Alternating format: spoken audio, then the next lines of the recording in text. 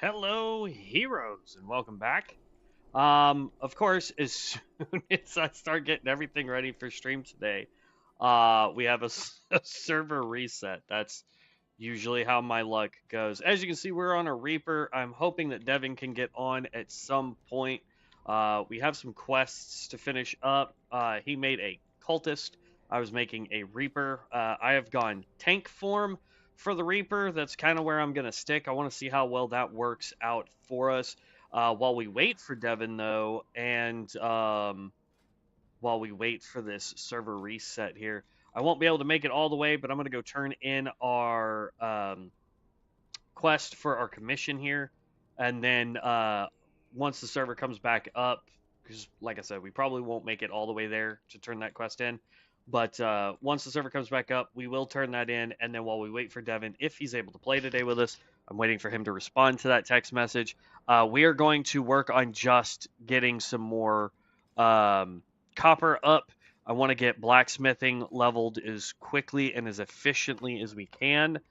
This guy is able to wear all the way up to plate. I was actually kind of doing a quick little look-see-loo on gear for all the different classes before I started streaming this morning. And it looks like to me that there are more like mail to plate wearers than there are leather or cloth, which is interesting in my opinion because like it doesn't feel very balanced when it comes to gear. Um, so you have more classes that are going to need mining blacksmithing than you do skinning, leatherworking, or tailoring, right? Um, Now, the thing I will say is if we were doing a tailoring class like the Necromancer, Pyromancer, Stormbringer, Chronomancer, I believe, also wears cloth, if I remember correctly. If we were doing one of those, our sub ability outside of being a tailorer would be enchanting, right?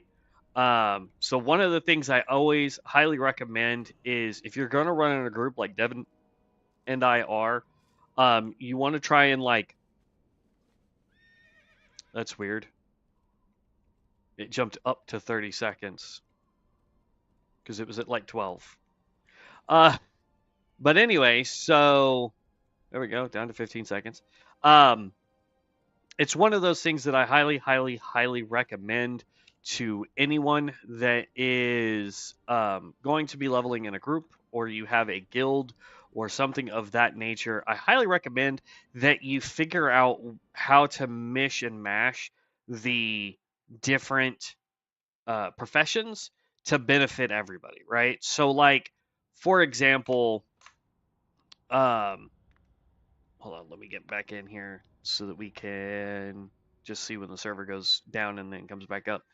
Um, but what we really want to do is we want it to be where um, we can get um, those professions to really just come home to uh, benefit everybody, right? So, like, you don't want to have two people in the same party that are running tailoring just because they both wear cloth, and you don't want both of them to be enchanters just because they both can disenchant cloth gear, right?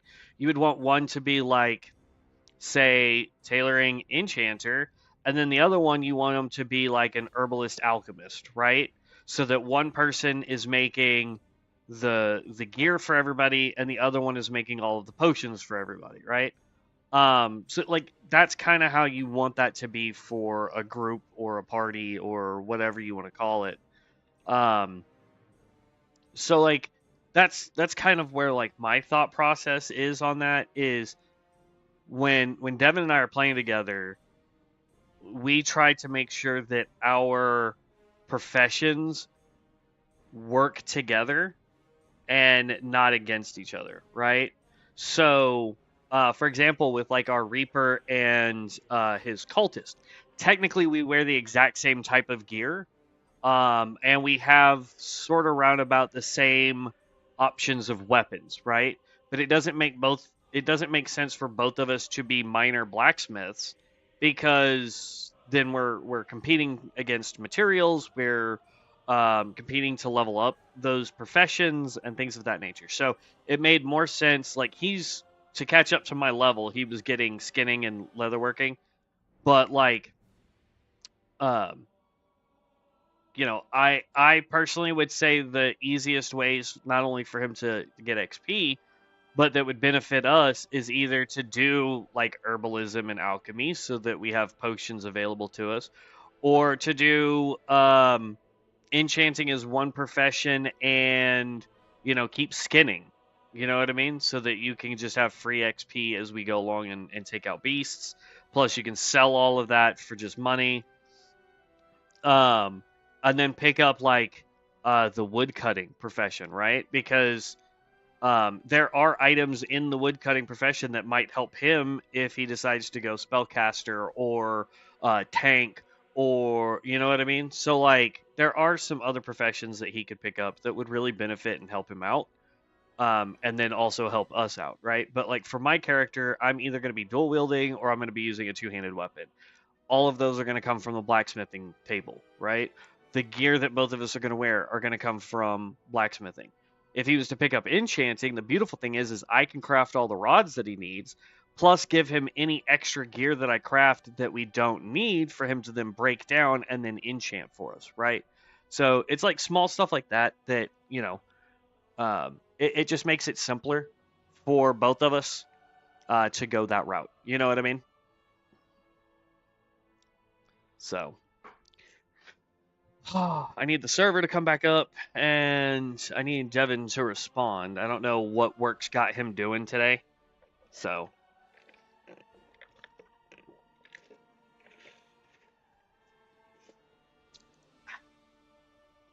I had a crazy thought because Devin and I, we started playing Baldur's Gate last night, Baldur's Gate 3, and um,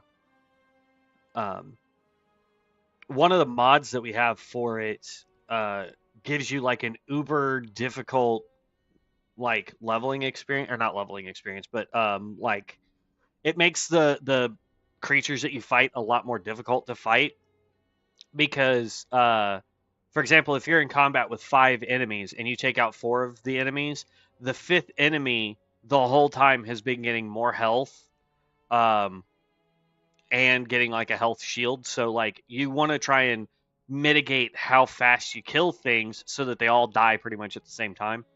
Um, and we're trying to do it as a 2-man group. Yeah, we're using a mod that allows us to get to level 20, so that kind of helps. But even then, like we're not one-shotting things like normally.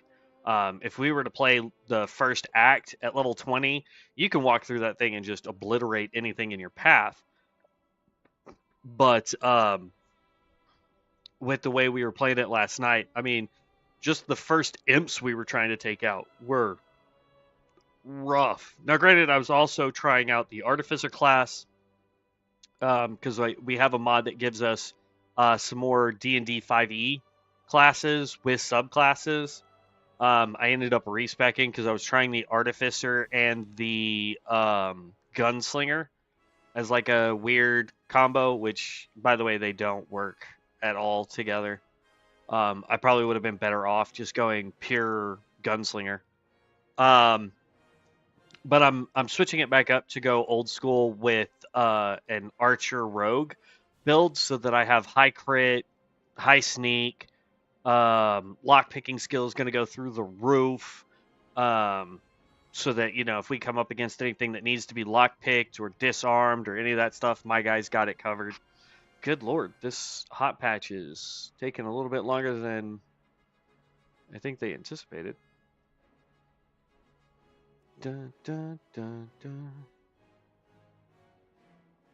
It won't let me in.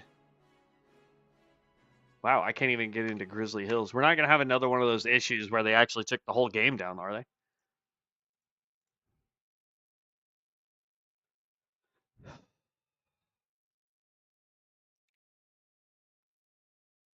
This is only for Bronzebeard, apparently.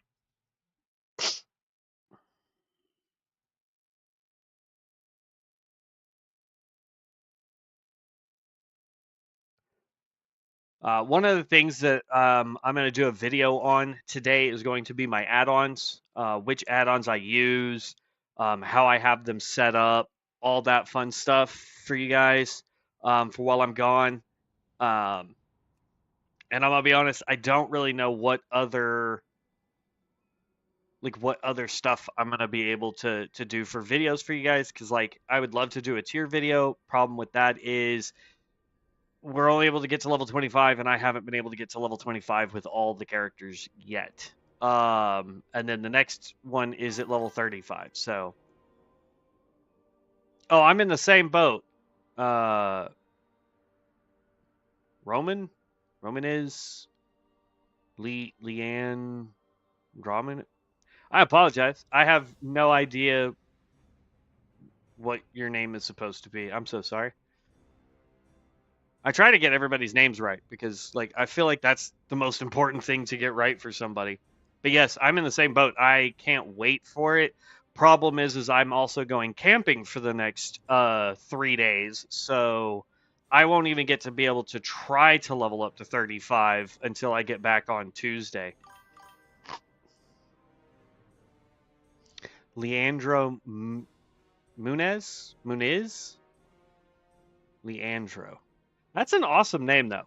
Like, I like that. I hope I'm enunciating it correctly.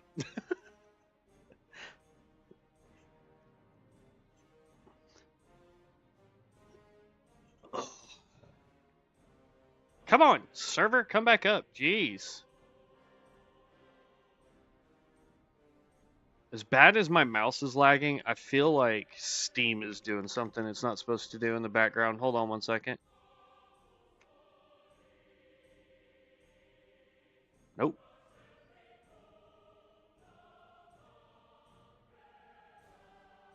But yeah, there's two other games that I thought about trying to stream before I head off for camping.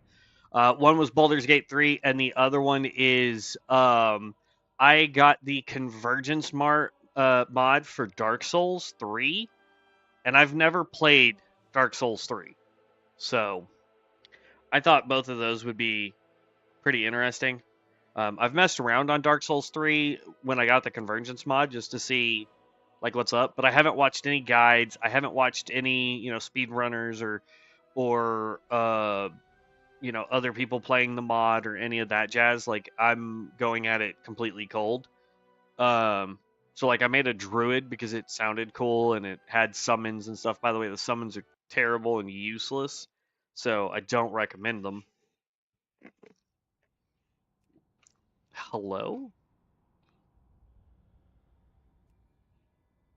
Wow, the server came up to go right back down. That's fun.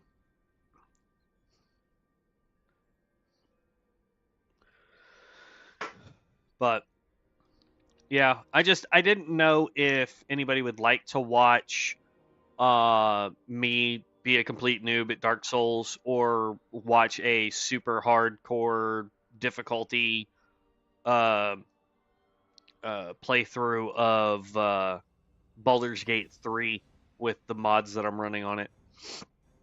So I decided to come back over here, but we are now 15 minutes into the stream and we've not even gotten to complete a single quest yet. Also, Devin has not responded to me. What the heck? Come on, Dev.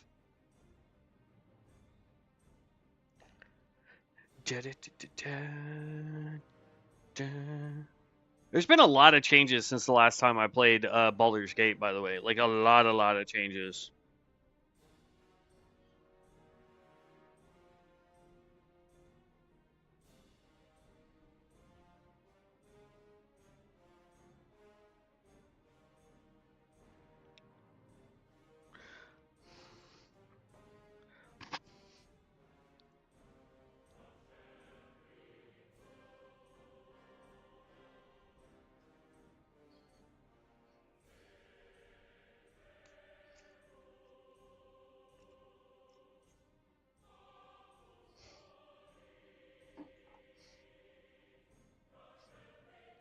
Okay.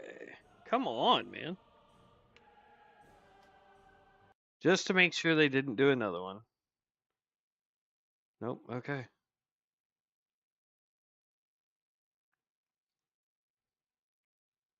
Because like sometimes that's the issue. You know what I mean? As like they do a update that requires you to update it, and that's why you can't get back in. But this one is just wow, being ridiculous. Oh, so what's everybody's favorite class so far? Like, what is everybody maining? Because like I still like for me for PvE stuff. Like if I'm just gonna do dungeons and Manastorms, I'm 100. What's up, Tiber? Are you sure you want to tackle Dark Souls 3? That game is a whole nother can of worms. I mean, I've done the convergence mod of Elden Ring, and it was okay. Um, I kind of like the Dark Souls stuff. Not gonna lie, not gonna lie. Um, but yeah, so I'm just curious what everybody's mains are. Me for like PVE content, I'm kind of in the ballpark of like the Stormbringer for now, just because of its AOE capabilities. So like your dungeons and your what you call it, mana storms are pretty good. Yeah, and then for PvP, I still have no idea what I want to do, but I'm also terrible at PvP. So, like I'm testing out different things as I go. I also have a cultist, a necro, and a templar at 25 so far. I'm maining cultist. For your cultist, what spec are you going? Are you going tank, melee DPS, range DPS, or heals? Because like I've seen a little bit of everything when it comes to the cultist in PvP matches.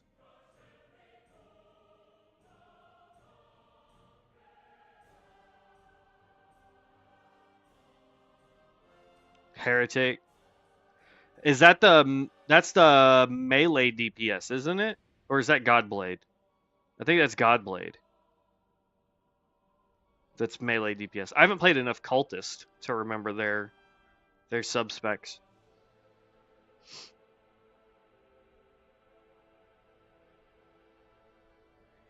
Melee healer. Okay. Yeah, because I think my friend Devin is wanting to try and do a cultist for PvP content. So I may like that's kind of where I thought is going melee healer would be a good one for doing the cultist because you get tons of self heals, AOE heals for your team, and you hit like a truck if they're still like they were back in alpha.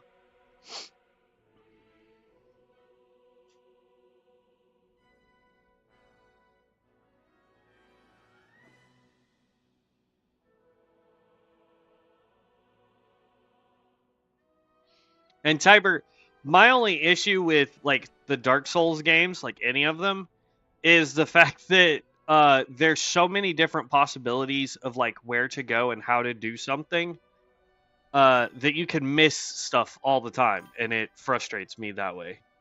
My hills is often on par with Sun Clerics and Witch Doctors and BGs, but it's hard to play when behind.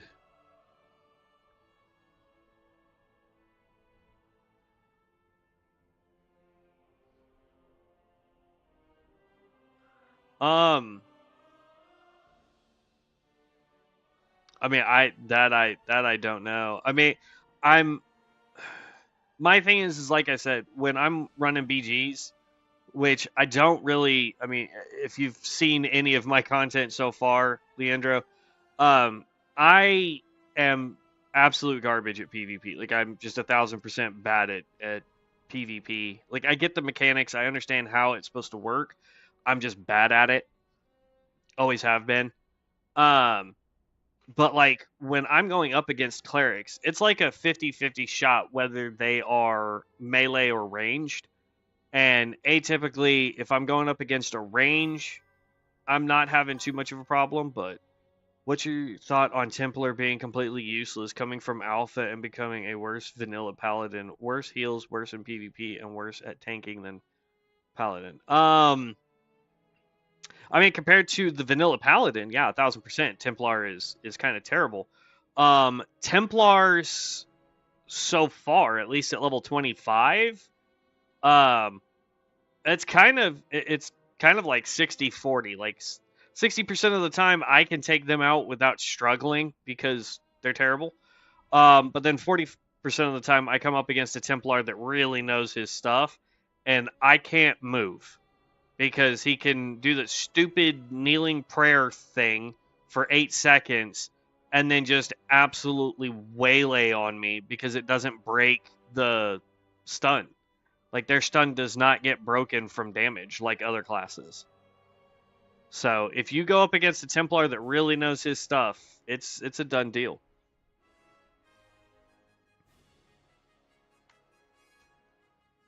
All right, let's see if we need to reset again. Nope. Templars get the heal cooldown removed at 35 though, with an AoE damage and heal to pull tons of threat. They lost 2 mobility spells, worse combos, and they can't do anything versus range classes and have no 10-yard spells to pull in PvE. Huh. Yeah, I haven't messed with the Templar. I've just fought a bunch of Templars in PvP. And like I said, I mean, in PvP, it's like 60-40. 60% of the time I can go up against them on a one-on-one fight and not have a problem.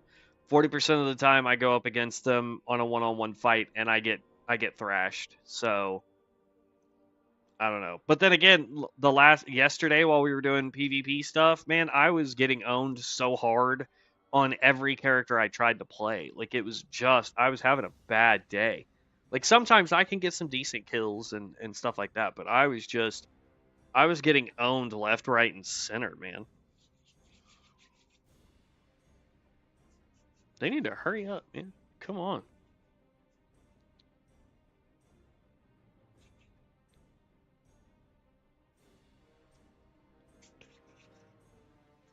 So much for hot fixes.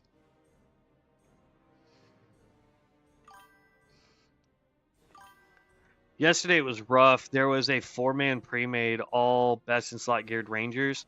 That might be why I was getting the crap kicked out of me in BGs, man. Like, I literally could not do anything. Only one spec gets heal cooldown reduction, and then you spam a worse heal than a Paladin's Flash of Light. Gotcha. Yeah, I haven't messed with the Templar because I typically don't go melee classes. I like my ranged, you know what I mean? But I want to see how well I can do. Discord post just said 15-minute ETA. Good night. Well, then what the heck do we do for 15 minutes, man?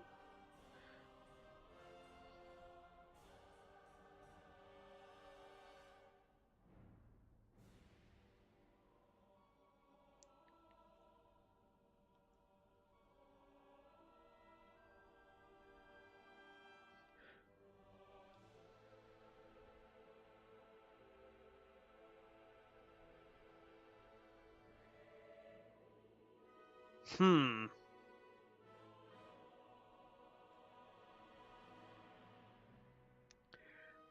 Voodoo, that is what they are doing tomorrow. We will be getting our level cap raised to 35 tomorrow. Templar was a combo monk in alpha. Yes, Tiber. I 100% agree. I did try the Templar because, like, I decided I wanted to do like a tier video during alpha, which I think somebody could probably still find it somewhere. But um, yeah, that was one thing I liked about the Templars, especially if you went melee, was the fact that they had really good combos. So I haven't touched a Templar yet since. So I don't know. Let's see. Yeah. So Voodoo tomorrow is the level cap. It is at 11 a.m. At least my time, because of the way they do their announcements. It will be at 11 a.m. The problem is I'm going to be camping and won't be back home until Tuesday. So I'm gonna try and get out at least 1 or 2 videos for you guys while I'm gone. Um, I know one's gonna be for my add-ons. And then I think the other one's just gonna be like an overview of like I don't know if I want to do like what each race gets as far as class options or if I want to just do like my overview thoughts of like how beta is going so far kind of thing. I don't really know what I want to do for a second one, but I want to try and get at least 2 videos out for you guys while I'm gone, because I leave tomorrow morning to drive down to Texas, and then I'll be gone all day Saturday, Sunday, and Monday, and I think I come back either Monday night or Tuesday morning.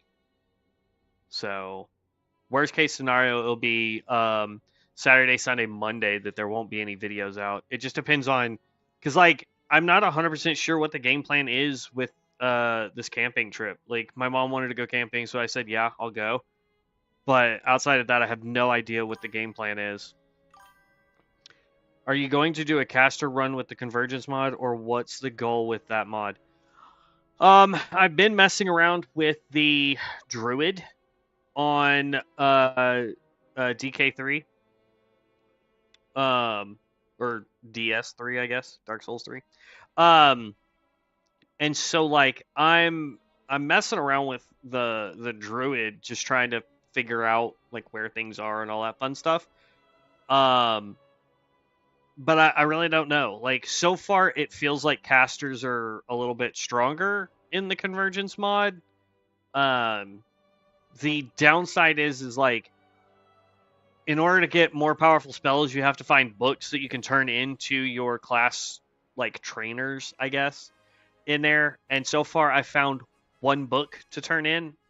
Thankfully, it was the book for the druid, and it gave me access to a few more summons and a heal, but the heal is like terrible. So basically, I've just been running around with one spell that just does a good chunk of damage and then poisons over time. So I don't know what my game plan honestly would be. Well, if you don't disable DP regen, casters are OP because base DS3 had limited FP, AK mana. Yeah. Yeah, I noticed that, but like it seems like even the convergence mod that we played in Elden Ring, like yes, you do have that FP regeneration rate, but I think at a certain point the spells take so much mana, you're still gonna have to use flasks in order to get mana back, right? Like the level, let's just for the sake of argument, level 1 druid that I'm playing, my spell takes probably 15% of my FP every time I cast it. And yes, I can throw it, 2 or 3 times and hit, kill a target and then wait for a few seconds. But during a boss fight, man, like I did the first boss, and it's really hard. There's some rings you get mid-game that increase FP. Oh, really? Interesting. Yeah, I literally I've made it to, I think I've killed 2 bosses with my druid, and that's it. So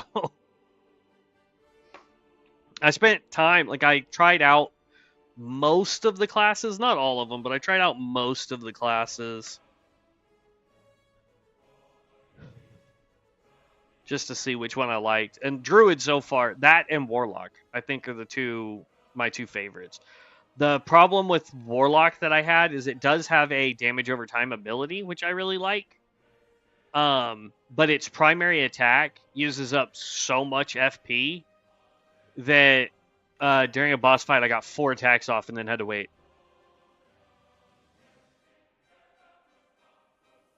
I feel you. Blood Mage looks dope though. I mean, just looking at the spells that it starts off with, it's basically the Carrion Swarm spells, or the Flesh Flies, or whatever it was called from Elden Ring. So it does bleed build up plus damage.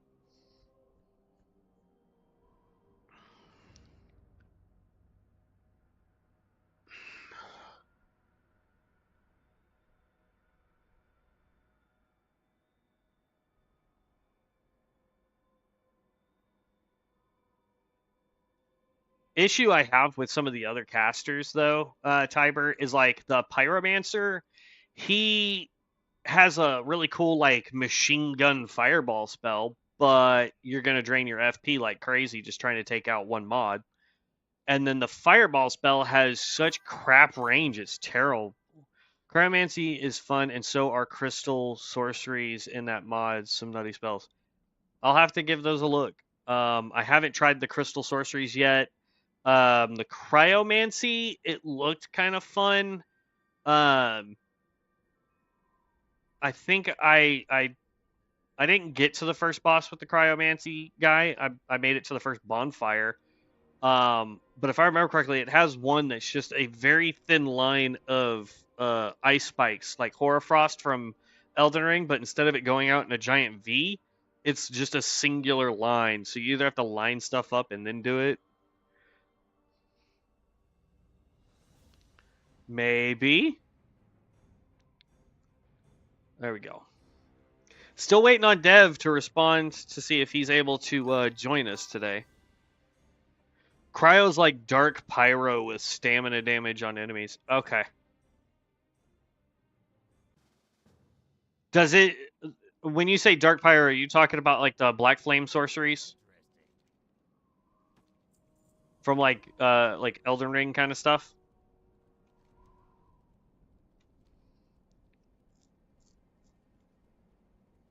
Gotcha. Okay.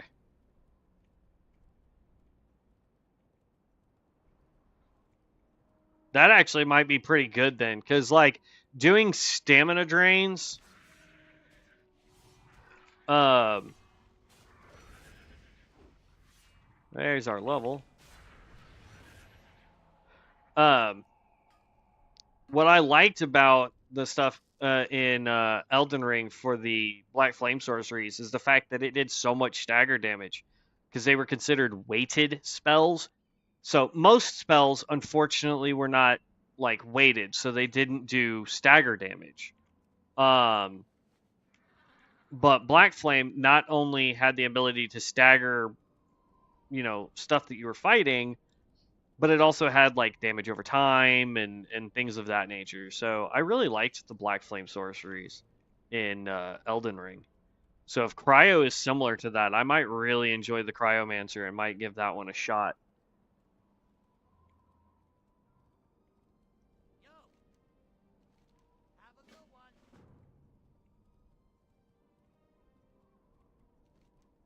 Okay.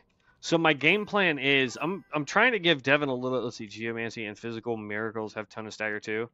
Man, I did the Geomancy again. I didn't go to the very first boss, but I did get to the first uh I don't want to say grace. What are the fire the stupid swords? I don't know why I'm drawing a blank right this second on it. But like I I got to it and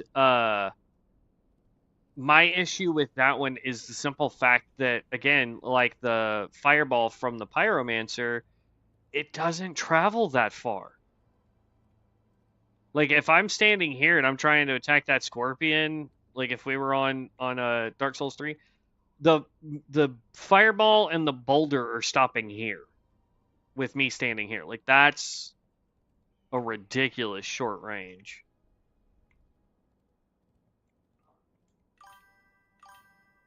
Yeah, at most builds pick up around Pharaon Keep when you beat Abyssal Watchers because you get more books and unlocks. Got it. Yeah, like I said, and here's the crazy thing for me. I have not watched anything for Dark Souls. Like when I played Elden Ring for the first time, like somebody was like, "Oh, it's Dark Souls," and I was like, But they were like, "No, no, no, it's like easy mode Dark Souls," and I was like, "Okay, I'll give it a shot." And then I died like, I don't know, 10, 15 times the first like hour and a half that I tried to play, and I was like, "This game is not fun." Like what masochist plays this game, you know? And so then I was like, you know what? I bought the game. I might as well go watch a guide and see what's up and all that fun stuff. And so I did. I went and watched uh, streamer by the name of Fighting Cowboy. Well, he's not really a streamer. I mean, he does do some, but so I watched his playthrough on how to 100% do it, and I was like, okay, I'm just gonna follow his guide. Like whatever he does, I'm doing, right? If he gets to a boss and I'm having difficulties fighting the boss, I'll pause his video and I'll keep fighting the boss until I take it down, kind of thing. And now, like, I've played so much of Elden Ring, I can, like, do it with nothing. They do, yeah. But I'm having a lot of fun with Dark Souls games. I really do. In fact, I've gotten so used to playing Dark Souls-esque style games like Elden Ring now that when Devin and I were playing Baldur's Gate last night, one of the mods that we have has its own difficulty settings, and so I was like, "Hey Dev, should we try the difficulty settings on this thing?" And he's like, "Sure." And I was like, "Okay, well, it's got, normal mode, hard mode, impossible mode, and like something else." And uh we're playing it on like the second to last difficulty.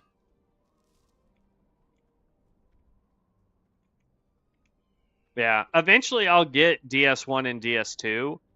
Um, I just I happened to look up Convergence mod and it pulled for DS3, and I was like, oh, well then I'll just get DS3 with its DLCs, and we'll go from there.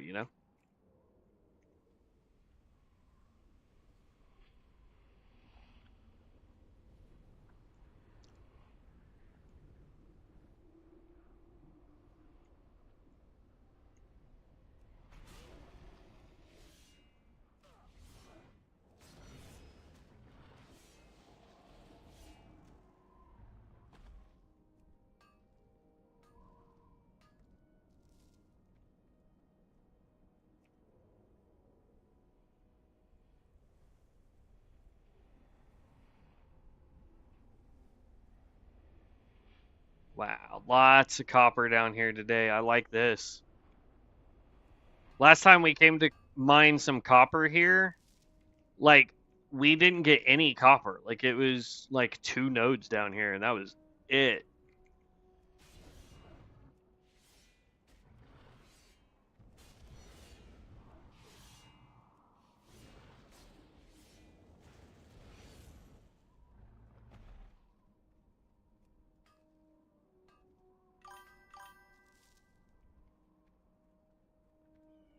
I just haven't gotten any more. Plus, I'm trying to stay relatively around Devin's level, um, so that we don't get too far apart. But if he doesn't text me back soon, oh, great, I'm dead.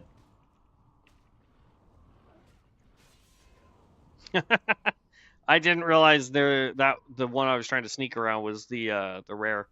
Um, but like if he doesn't message me back or jump in here shortly, then we're probably gonna go ahead and just start like finishing up quests and stuff like that. Because as you can see, I still have all the quests here to do.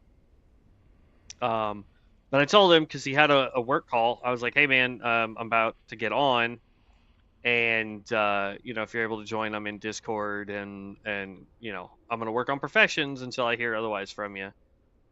So that is what I'm currently working on. I think I have some pots that are over on my Stormbringer because I got them for free because of the glitch where they accidentally deleted everybody's buffs. Refer a friend bonus? I believe so. I know a lot of people were saying that that's why they wanted to get the code. So I believe currently it does.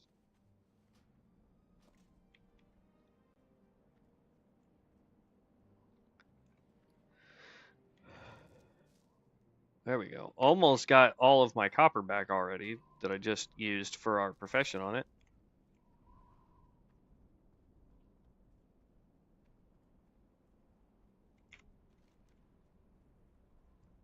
See, our game plan today, I was talking with Devin, is we were going to try and do some like Manastorms, some dungeons, a little bit of PvP today, all that kind of fun stuff.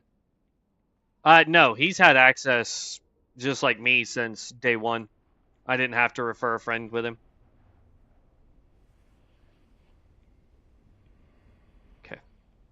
No mines in there, so I don't feel like trying to fight all that. The only one of these big bad boys I really got to look out for is that stupid rare, because he hits so gosh darn hard. But yeah, no, I didn't do the refer a friend with him. He had access to alpha just like I did, so we've been able to play since beta launch.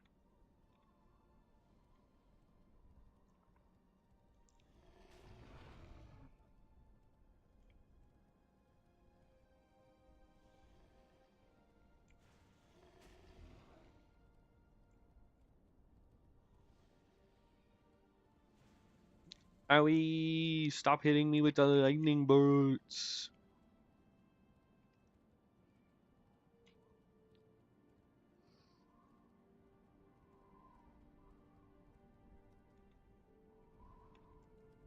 I don't remember.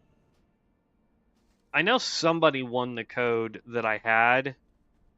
I know Devin has a code too. Unless he's given it to somebody, but like, I'd have to figure out who we gave the code to, and then be like, hey, did you get the bonus XP for being refer a friend kind of thing? Let's see here. We can go with Torments of Souls now generate 1 additional soul for each reaped soul. Okay. Or Soul Harvest. Landing a killing blow on a target that yields experience or honor now grants Soul Harvester for 10 seconds. After killing an enemy, you generate 2 runic power. Okay. See, I like that skill. I just don't know how we would use it. Scythe Rush is a good one. We may pick that one up here shortly.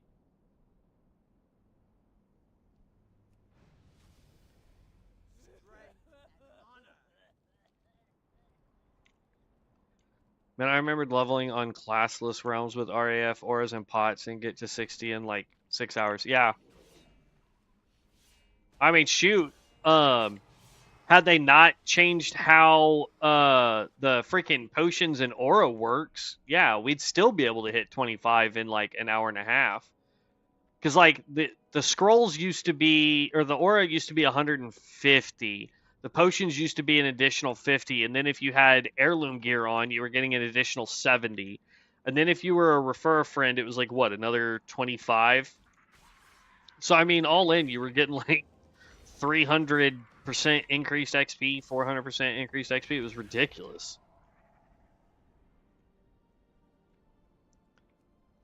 But they've changed the aura to 50%. The potions are 25%. And then we can't even use heirlooms.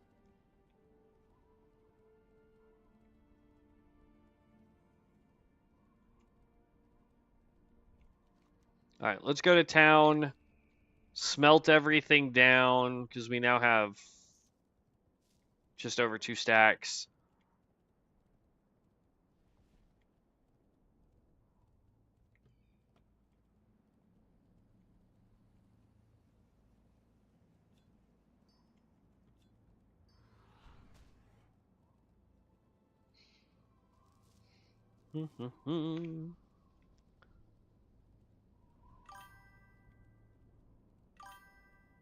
Pay more and get less bang for your buck. Makes sense. Yeah. That's how it feels. Now, granted, the potions only cost 1 DP. The scrolls cost 10 DP. So it's not overly expensive. It's just frustrating that it all got changed. Before we go trying any of that, let's go Journeyman Miner. Woodworking. That's cooking. Woodworking.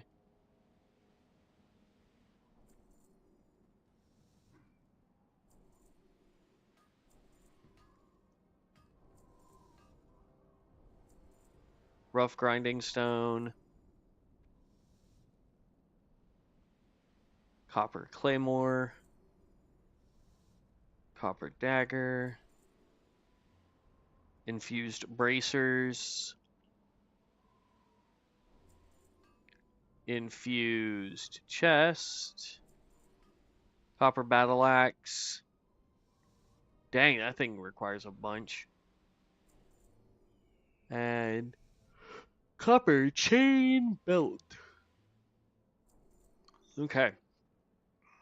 Rough grinding stones. We can make a bunch of those with rough stones. So let's do that.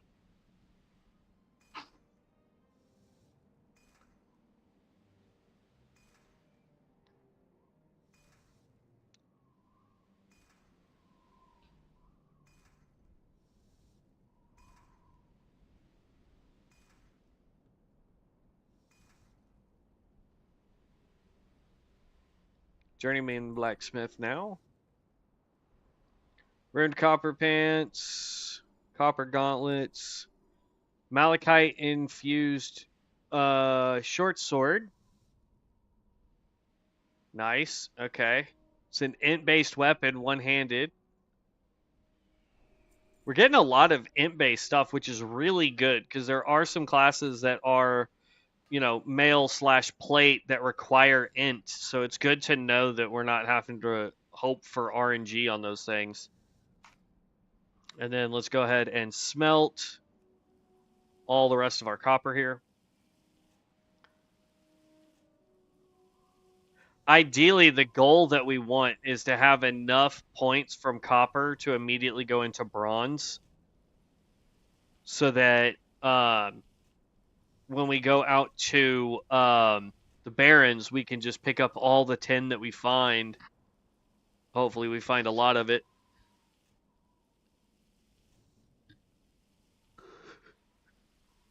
And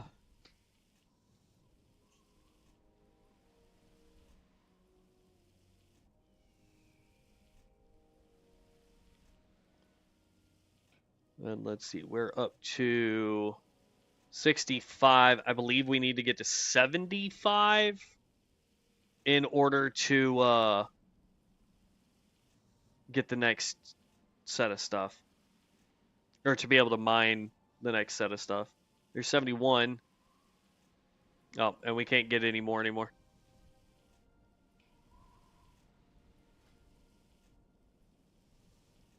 There we go. Smelt bronze, smelt 10, both are at 65.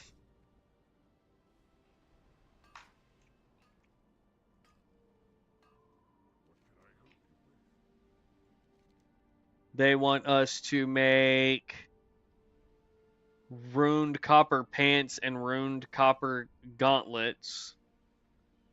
It's a hefty chunk of XP there. And what was the other quest? Copper battle axes. Alright, so for the copper battle axe, all we would need is light leather. Devin can get that to us. We do have 2 malachite. We need 2 more of that. We would need 2 more weak flux. I've got plenty of rough grinding stones. We've got plenty of copper bars.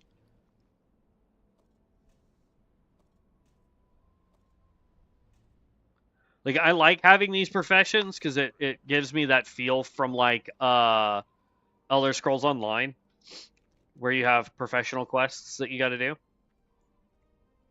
All right. Well, Devin still hasn't responded. So I'm going to go ahead and just start getting quests done, and he can play catch up, I guess.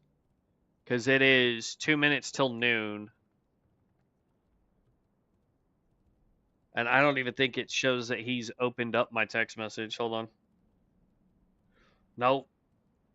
This dude not even opening my text messages, bruh. Devin, if you're watching, I don't think we can be friends, bro, if you're not going to be opening up my text messages. What is this, bro?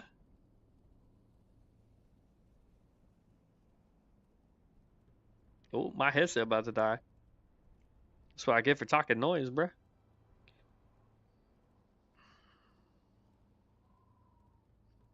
I'm going to start doing quests. Okay. Let me grab a phone charger real quick or something to charge my headset with so it do not die. Give me half a sec. Have you heard or tried of private server called Hour of Twilight? It was amazing at least the alpha testing. I have not. Um, there's one that my brother and my sister have been trying to get me to get into. Because they're more of the like, we don't want to play World of Warcraft for World of Warcraft's sake unless they're playing actual World of Warcraft. They want to be like, especially my sister. She likes the like Minecraft type stuff. So there's a server where you get to just like build up your entire like village thing. I don't know. She tried to explain it to me, but it sounded incredibly boring. Because you go out and you have to get materials, and then you turn those materials into pieces that you need, and then you can build like your own little like village thing. And I was just like, that sounds like no. It's like Path of Exile, Tree, and WoW. All custom and skills are obtained very differently. Huh. Is it also free to play?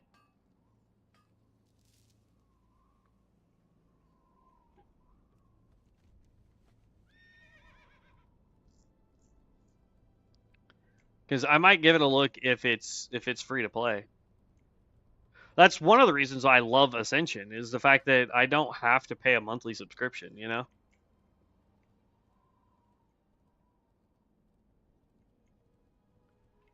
right, I'm gonna stay in. Yeah, but it's not accessible to me. They did a test week run.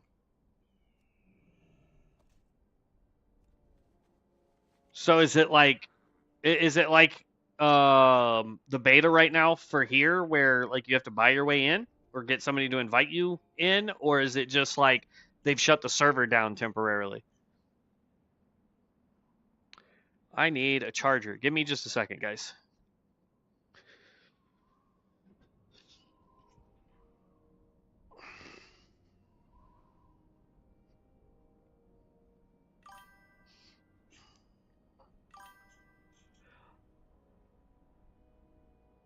It was like an early peak. They still working on it. Okay.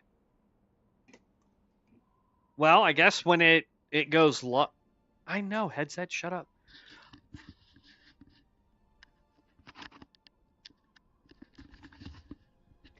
I guess when it goes live, if it ever goes live, I would be more than happy to go check it out. It sounds interesting. The hopefully they don't have the same irritation that I have with Path of Exile. Uh, like it got fixed in PoE 2, where my problem with Path of Exile was once you got to a certain point, you had to run those stupid challenges, and if you failed the challenge, you couldn't get the skill points you needed to increase your build.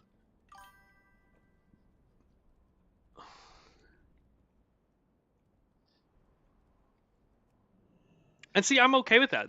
I think that's why I like uh, um, COA. Is it feels different. I don't know. Nice. As long as they're not doing that stupid predictive AI, uh, or what is it called, generative AI, something like that, where like it behaves differently based on how you interact with it. There was one game that everybody was super excited for, and then they found out that it had generative AI, and the game just crashed hard.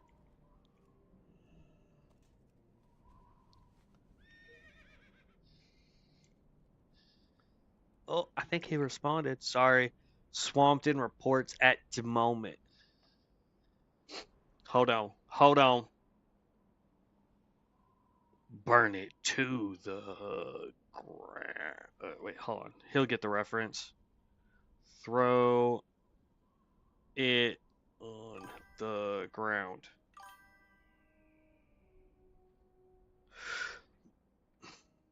AKA Chromie actually sounds like a real Chromie would.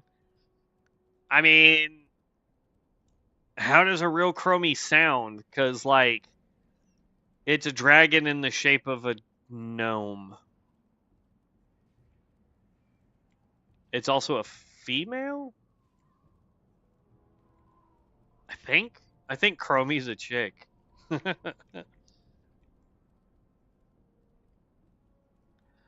Dang, somebody came through here and just cleaned out this zone. Jeez.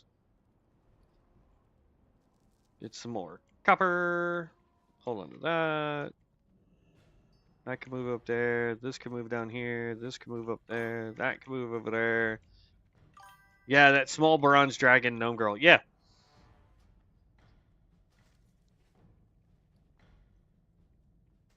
Whoo, upgrade.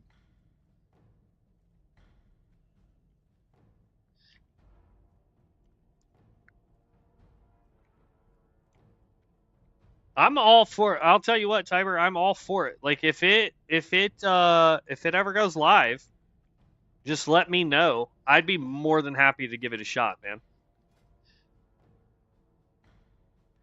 Place a deathly lure at the target location for 15 seconds that taunts nearby enemies every 5 seconds for 3 seconds. Enemies who attack the lure are horrified. Oh, and it requires underwalk.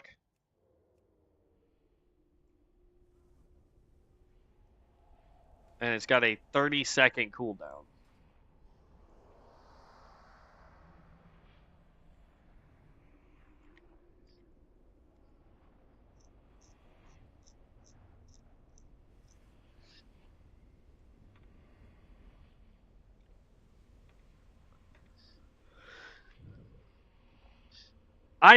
So at one point I tried to do PoE on this channel, just like, you know, um, while I was still trying to figure out where like my quote unquote niche for the YouTube peoples is.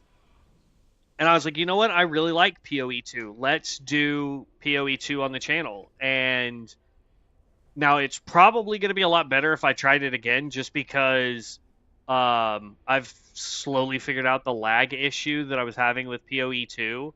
I wish I could figure out the lag issue I have with Diablo 4.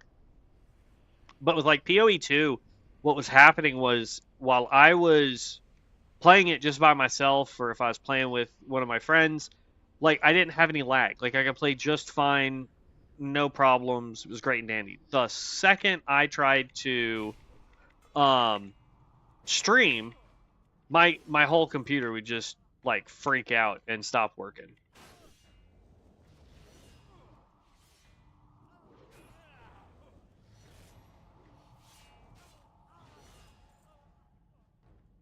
Sorry, just took that guy out.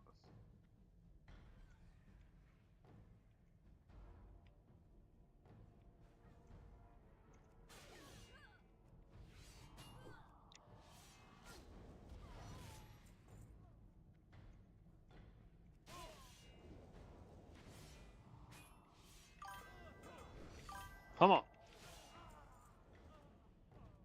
For solo and small, I don't know where the path leads for the server. Would it have raids too? But in the early test, it was mostly, yeah, Manastorm and had zoned areas to do content. Okay. Like, and here's the thing, like, I'm okay with all that. You know what I mean? Whether it has raids or not, is it good for solo or group content? I'd still be happy to try it out. Like, if that's what you guys want to see, I am all for it,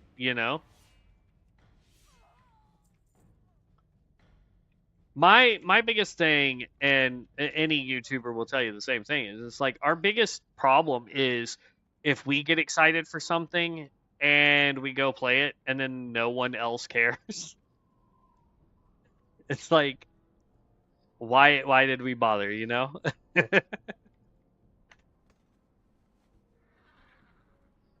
All right, we need 4 more Marines and all 10 sailors. But somebody out here sounds like a cultist over there is just obliterating them all. You should check some vids out about it. Might be easier for you to understand what I mean. Sure. Let me make a note here. Hold on one second. Notepad.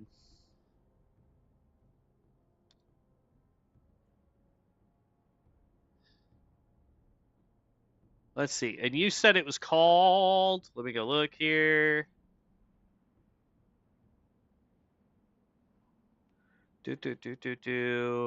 Called Hour of Twilight. Hour of Twilight. Wow. Okay. I've got me a note.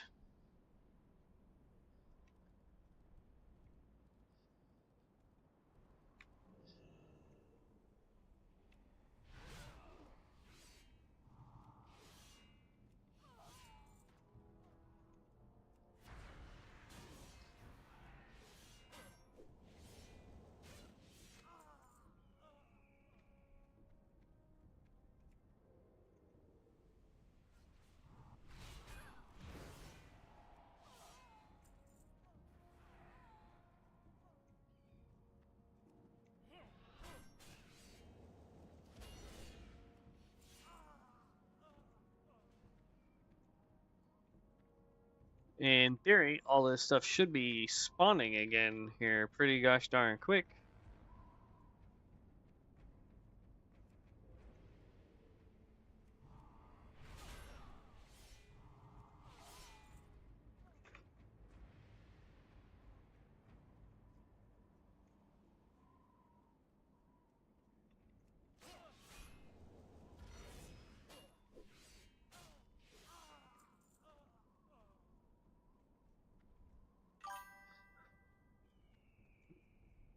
This is why I dislike Twitch.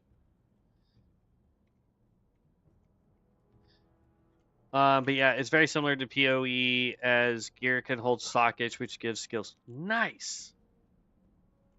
Oh man, did you see how up in arms people are for the? I think it's PoE. It's either PoE 2 that just got this weird update for gems in your skill trees, or it's the what's that other game? Hold on, I have it in my Steam. Where is it? Because it's gonna drive me nuts not remember the name of it. Last Epoch.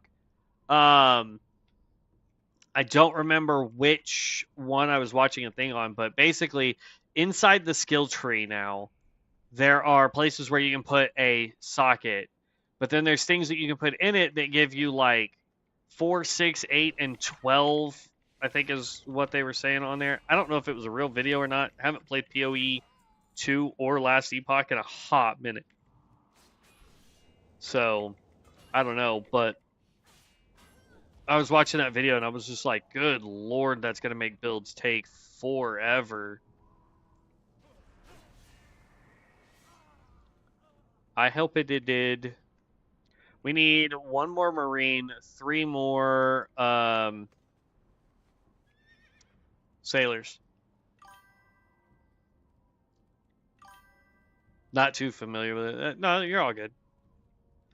I can't remember off the top of my head which one it was, because there is one where like I was watching a deal for it and they were like, yeah, coming up in this next expansion, da da da da, and I was like, okay, cool, we're gonna get new skills, hopefully they're gonna start releasing some more weapons because they've only released 1 more class with weapons on it, and I was like, this is terrible.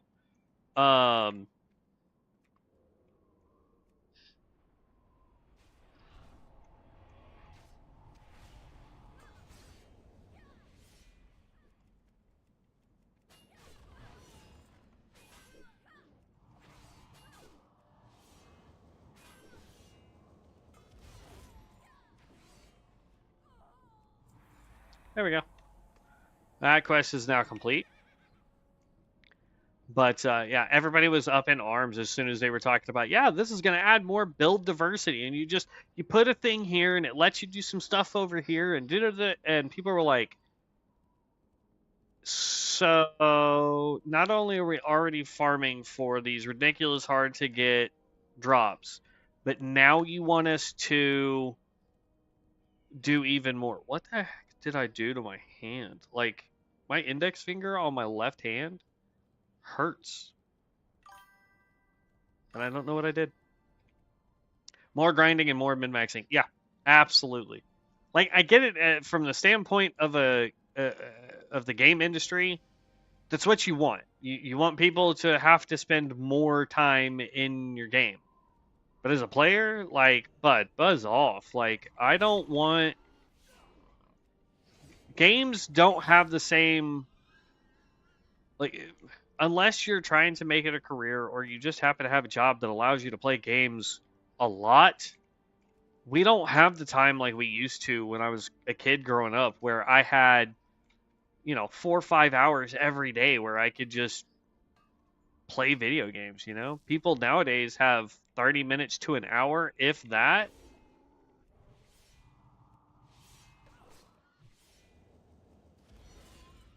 Especially like if you're someone like, not to try and get kudo points with my sister, but if you're someone like my sister,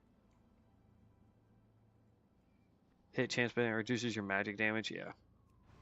Um who, you've got 7, 8 kids that you're constantly having to deal with, like, you ain't got any time. Like, the second you sit down to do anything, you're having to get right back up to do other stuff.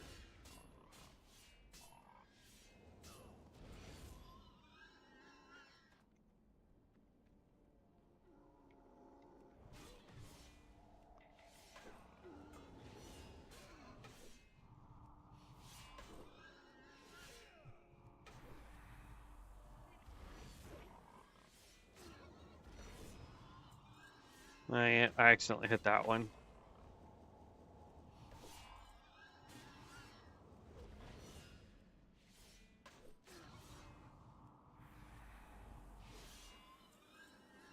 Yay! We took all of them out. We didn't die.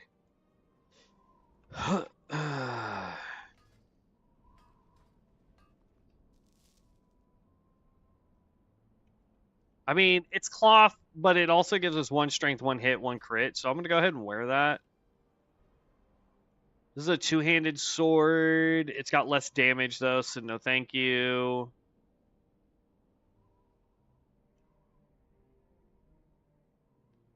And we don't use agility. We are strength-based. All right, let's heal up. And then we can just fall down this backside here.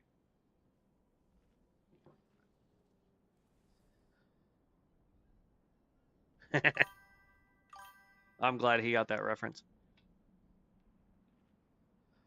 I'm still trying to figure out one that I like for PvP.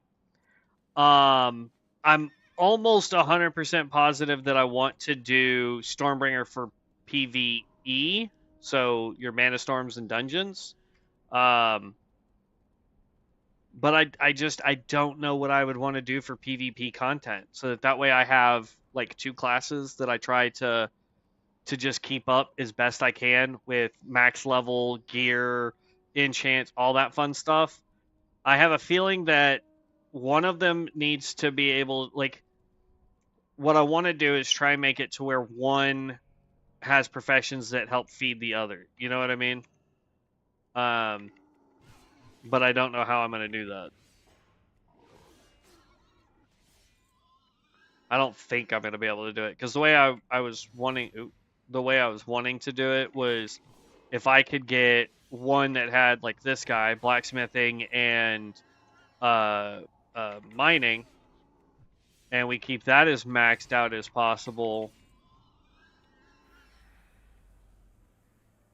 And then the other one is, I was gonna say enchanting, but I don't think I can do it because there's not a way for me to send gear to another character and have it enchanted, I don't think. Great. I did not want to fight 3 of you all at one time.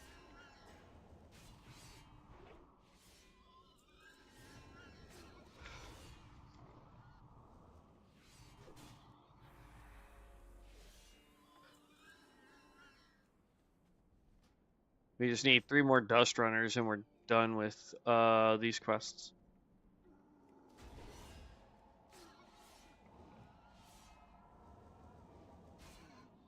So I really don't know. You know what I mean? I think I want to go Stormbringer for PvE, but I know a lot of people have said that they would like to see, like a pyromancer or a necromancer or, something of that nature.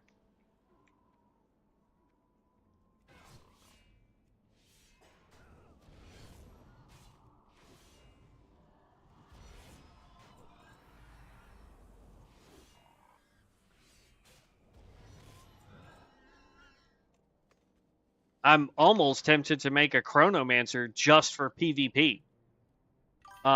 Watching them be able to like freeze 5 people in their spot is phenomenal. I know that a lot more classes and specs become more viable at 30 because they get some good talent bonuses. Absolutely. I know with the increase, we're going to get 5 more points for our class as well as 5 more points for our spec. We'll also get 1 more passive for everybody, which is pretty good. So I really don't know. You know what I mean? But I think it would be more beneficial for me, um, but also for the channel if I just focused on 2 instead of trying to focus on all of them until the game goes live, and then I can, uh, you know, level them all up and do more tier lists and stuff like that. You know what I mean? So that's kind of roundabout where my thoughts are for it. I also want to test a Tinker because they look like a lot of fun. So I really, I don't know, man.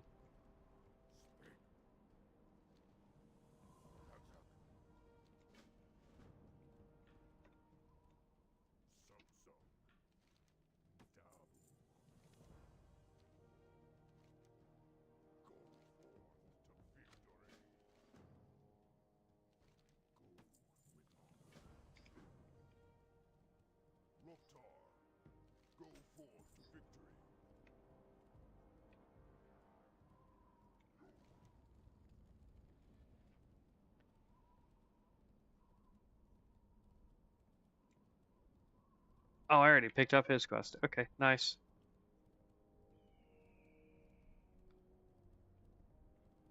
All right. Let's open everything up.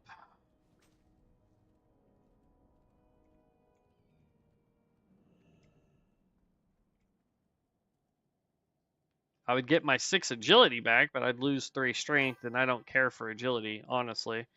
Let's hold on to that for dev. We can hold on to some more of this. Everything else is sellable. Tinker are busted, but you really have to pay attention to their positioning and cooldowns. If you mess up, you're not any good. Understood.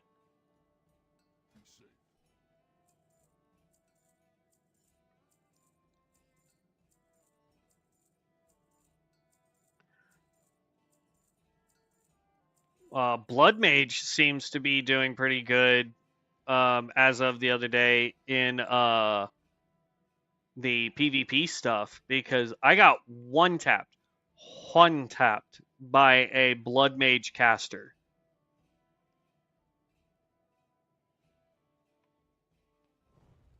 It was crazy. They have to kite and stay in optimal range to use their CCs to lock melees up. Yeah. I will say that was one thing that was frustrating me yesterday, trying to do some PvP, was the fact that I'm sitting here doing the best that I can, and my guy got locked up not by 1, not by 2, but like 5 different CCs all at the same time. Like that, why? Why? Why should that be a thing? You know?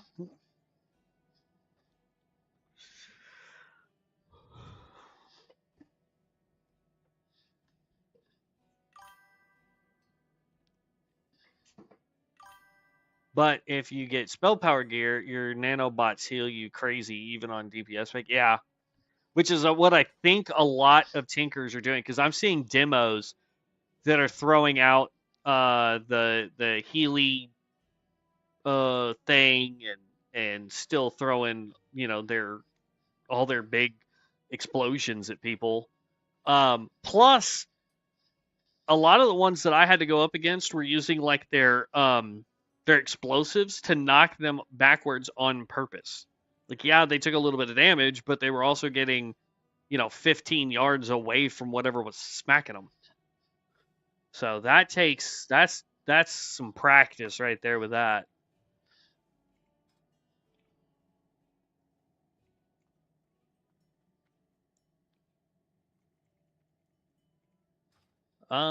Let's go see what we can do. Let's smelt this down and then see if we can craft anything real quick. I doubt it though.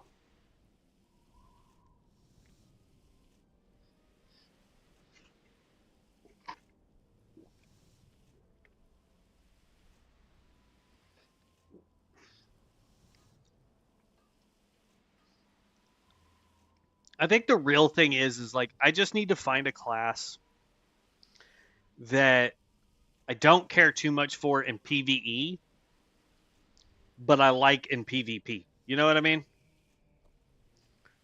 And that I think has been the struggle for me is like I'm sitting here doing what I can, but it's just not working out the way I want it to.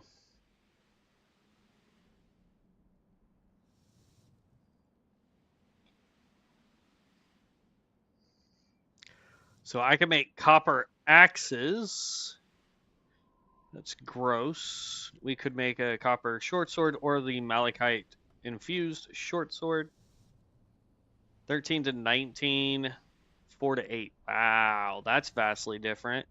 Yet this right here requires more materials to do it and is already green. We could make gauntlets. We could make belts. I'm trying to think of what we can do to make because I want to try to get out of copper as fast as possible. Boots. How are we doing on boots here? So let's create one pair of boots. That's going to give me more. Yeah, comfort zone is a thing, especially hard when 60 specs to choose from. Yeah, 100%. Belt, also create at least one of right now. Gloves.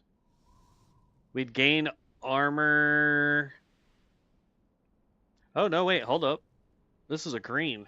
Heck yeah. We might make a bunch of these. So we got 2 strength, so we got 3 strength and a haste rating, plus more armor. I'm gonna go ahead and just create all of these that I can. 1 to stamina, 1 to agility, 1 to haste rating, 1 to stamina, 1 to hit rating. Nah, we're good there. And then let's go ahead and just create the last little bit here.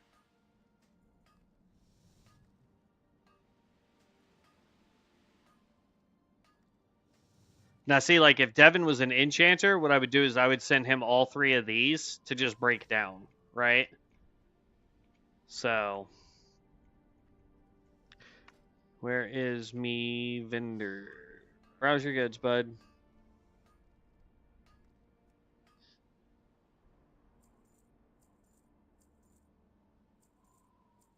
But I'm going to use it all for money. Because I'm about to spend that money, hopefully.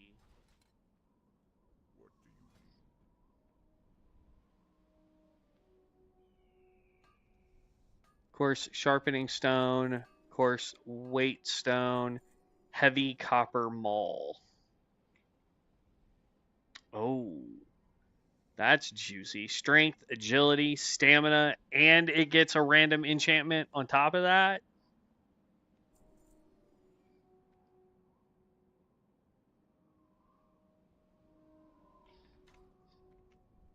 Okay.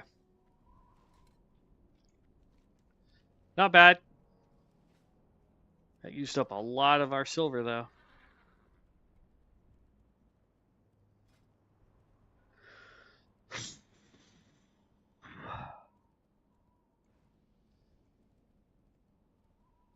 Yeah, I'm not sure like what I would want to do. I've seen, and like that's the thing too, is like for me it's really hard when like I do really good one day trying to do some PvP stuff or PvE stuff or whatever, and then the next day I'm doing it and I'm just not getting the rotation, or I'm not getting, whatever.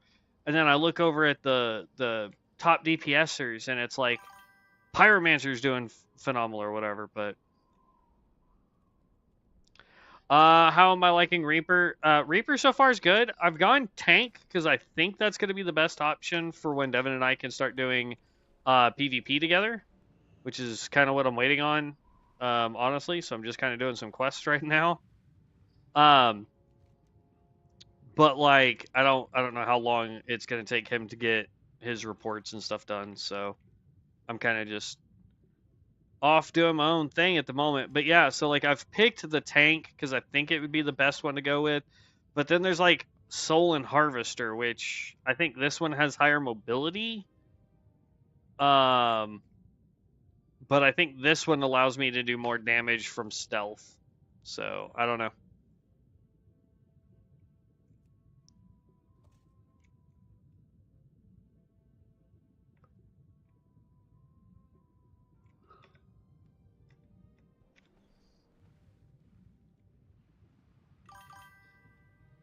I wonder if my message went through, maybe because I copied a page address. I don't see any links that came through. So I am not sure.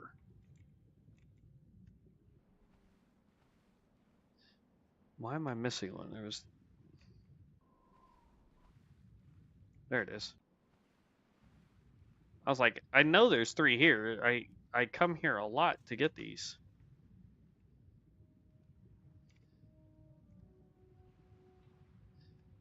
I know YouTube is a lot more like strict about links being sent through chat. That's why typically it's Twitch that has all of the bots for like buy more views.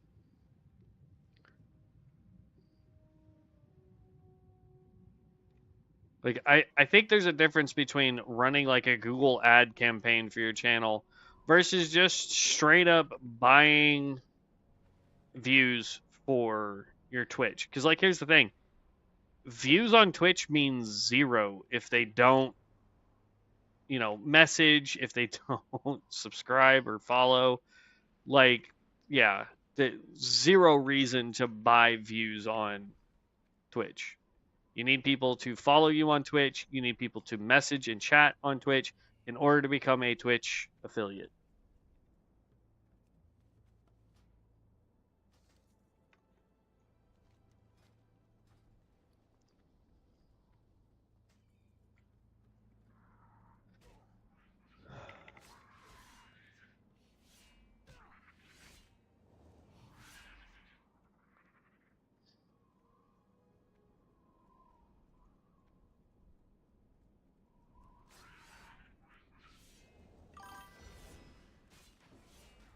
I wanted to link a site which has all Bronzebeard World Forged items and roleplay items dropped by mobs in an interactive map. I don't know about a interactive map, but I do have the Discord where it shows all that, and by extension for COE2. Yeah. Um, I don't know about like the dropped item sets from farming certain mobs, but I do know that there is a Discord channel that gives you all of the World Forged items, including Mystic Enchants. Oh, well, yeah, probably.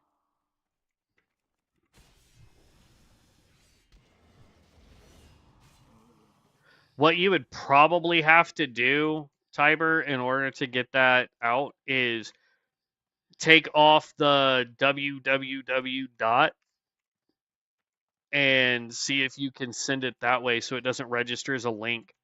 Malachi, I am playing as a Reaper currently.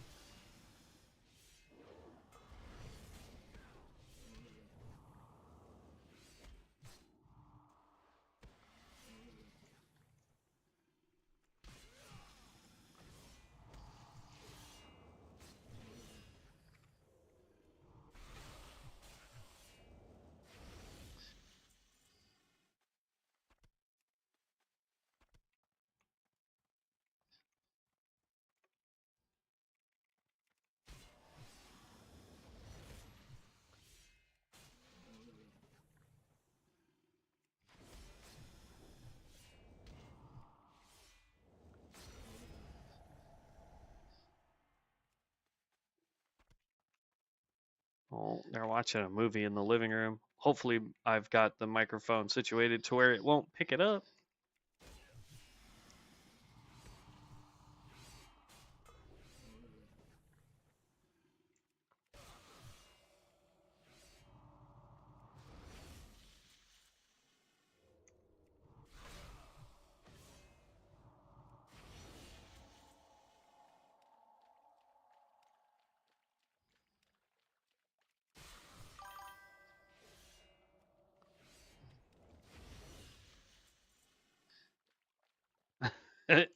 I'm glad you approve of the class I'm playing there, Malachi.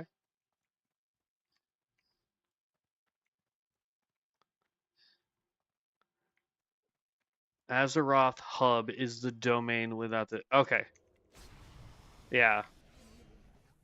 So just www.azerothhub.com or whatever.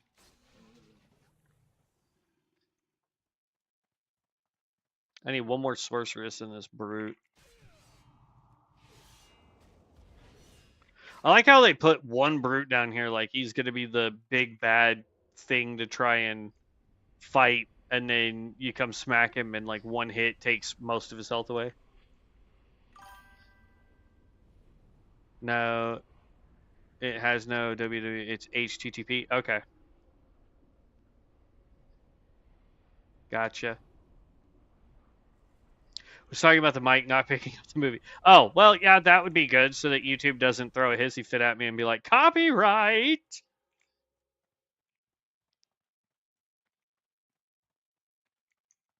I think that's my biggest frustration sometimes with YouTube is like I'll hum a little bit of a tune or I'll whistle something that's like 3 notes of a song and I'll get, hey, we have to blot the audio here. Otherwise, you can't monetize this one because there's a song from, so and so in your video and we can't use it.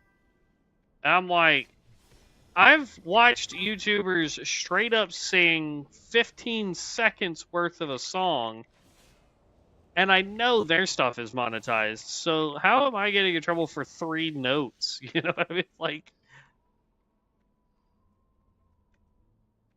it could be good for you to gear in full level appropriate gear to start PvP. True. True.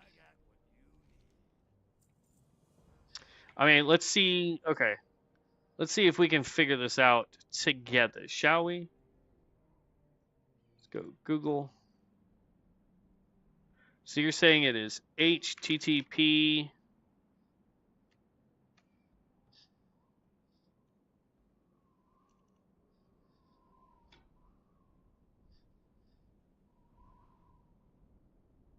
Some of those are weird. Okay, whatever. Let's see. And then you said it was Azeroth Hub. Azeroth Hub.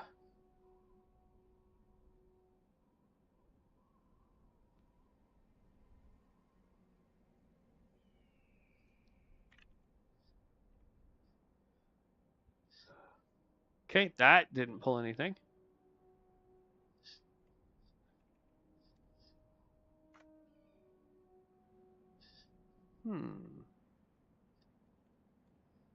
What if I just look up Azeroth Hub?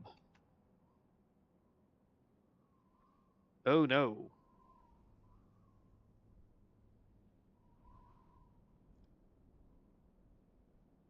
Did I not spell it correctly?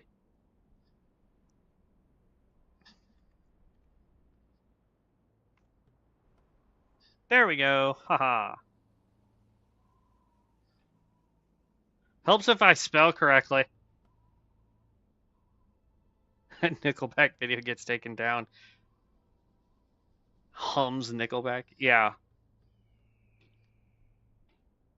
Well, like that's my point though. Is it's like I'm sitting here. Let's go world map, view PDF. Do I want close? All right. Let's for giggles. We're gonna go here. Go here. Let's just see what all we've got. Okay, so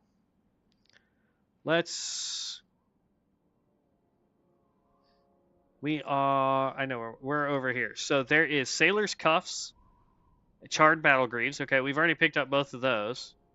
There is a Treasured Cutlass. This thing is a this is a one-handed agility sword. I know what that is. Mystic Scroll, Glyph of Lightning Bolts. Nope. Glyph of Healing Touch. We can't use glyphs. Cold Terrace Arm Plates. We've got it. Caravan Guard Pauldrons. That's even further south. Voodoo Kilt. That's even further. Oh, wow. Okay.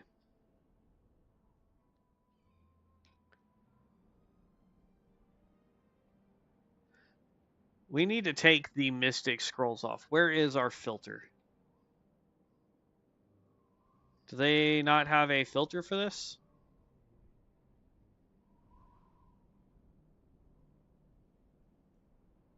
Because, like, the Mystic Scrolls, I just need to... Mystic Enchants. Turn those off. There we go. What are these yellow ones?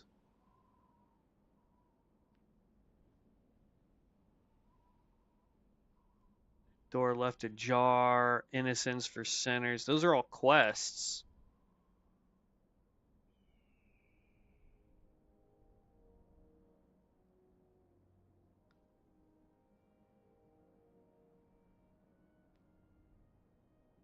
Unease makes tongues wags. Gather information from nervous villagers in Zebgoro about the dark presence haunting the area. Okay.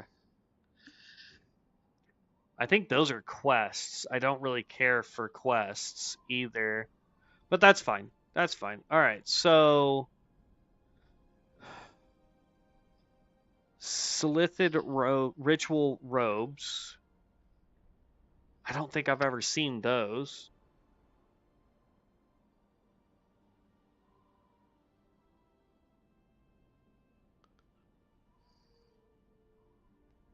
That's a shield. It also doesn't show the mace up there.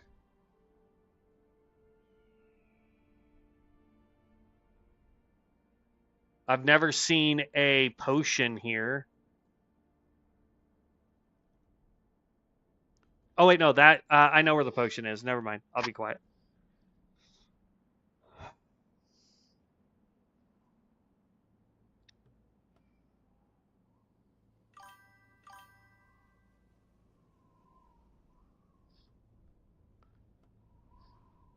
Whoa, what the?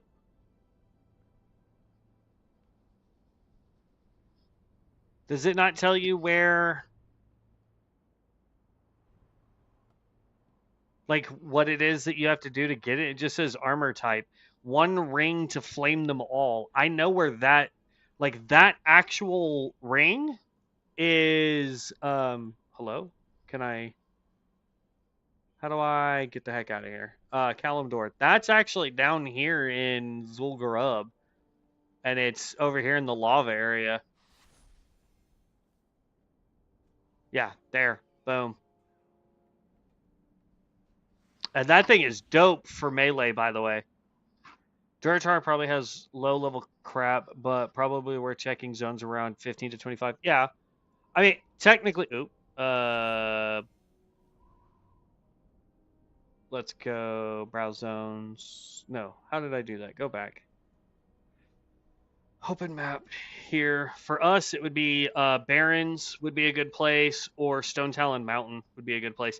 Let me go use the restroom real quick, guys. I'll be right back. And then, yeah, I mean, I say we finish up Duratar so we can get over here to the Barrens, and then we'll just go through and try to get as many of these items as we can find and see if they're good for our class or not. So give me just half a second and we will be right back, everybody.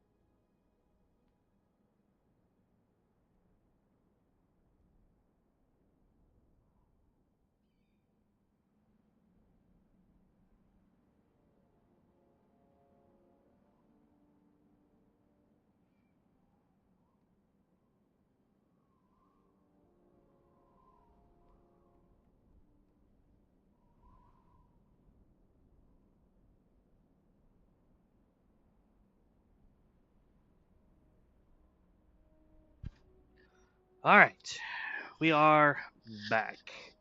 Okay, so yeah, let's thank you for that website. That is awesome. I like the fact that it's interactive. I'll have to play with it to figure out like how all best to get that to work out. But yeah, I mean, being able to see it doesn't tell us like if it's for example that ring that shows up in the Valley of Trials, that ring doesn't exist in the Valley of Trials. So I don't know why it's listed there because that only shows up in Ungoro because that ring is a level 45 ring, I think, if I remember correctly. Um, so there are some errors with it, obviously. But yeah, I would be more than happy to use that to see if we can run around and just pick up gear that might be able to help.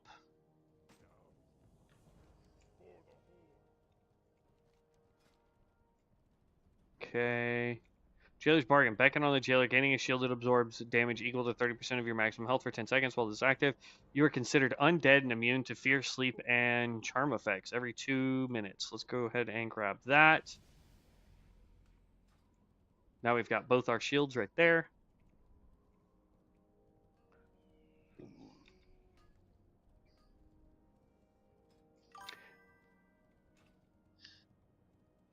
There's, which is fun, but I know Thousand Needles have several blues and not just greens, but you gotta be level 20 plus. Yeah. Why is my chat not wanting to...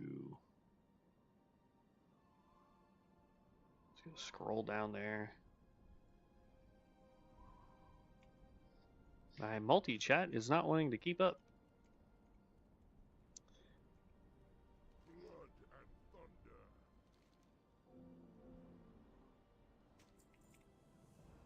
I mean, we're level 14, so we're not that far away from being able to go down in there. We could get to 20, I guess, relatively easy.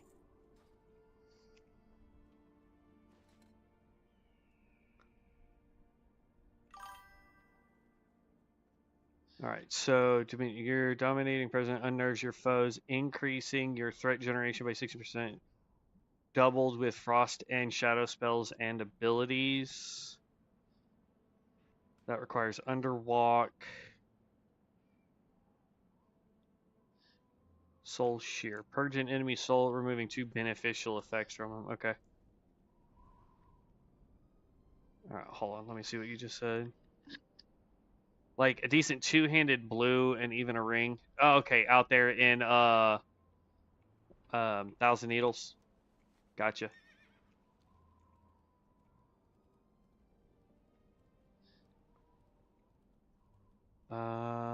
Fastest way to do it is this way.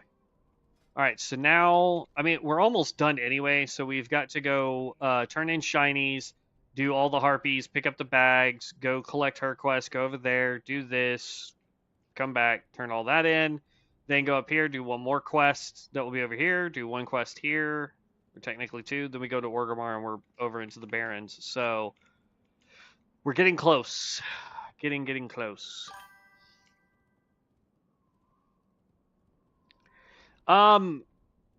As far as world forged items go, I don't think so. I do know that we have 250 new ones getting ready to drop tomorrow, though. Why did I come up here? I needed to go over there.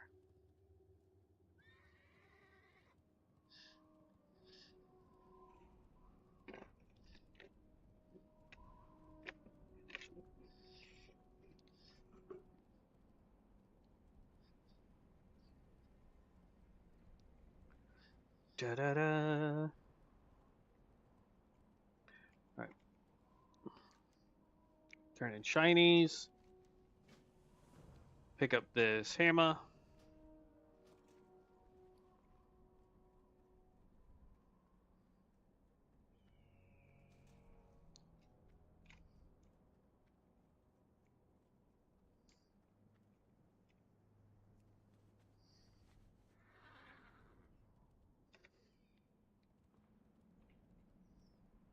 Pick up this gun.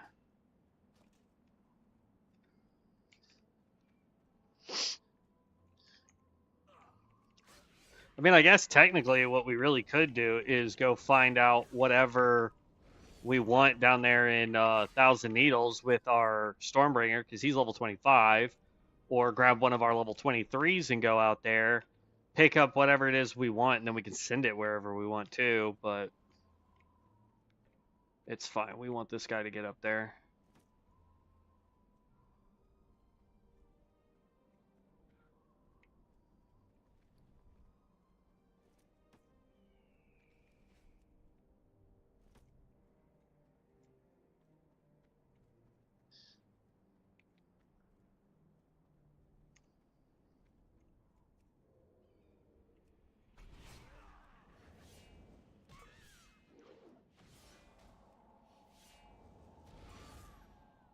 I guess the real question is like, what spec are people really playing as the Reaper in PvP? Are they doing the tank because of the 2 shields?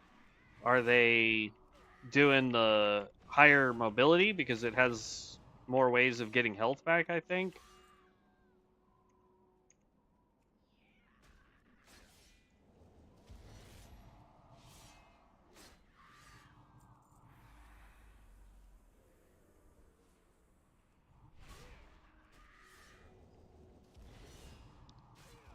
I mean, I picked tank just because I figured the shields would be beneficial, but I'm not sure.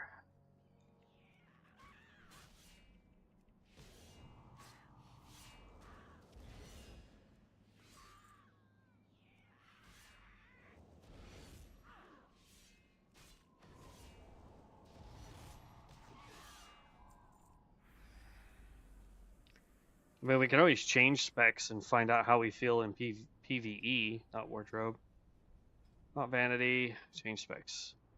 Because, like, under Harvester, it's still a 2-handed one. We'd have to move these around a little bit, but, like, Doomrend requires Soul Infusion,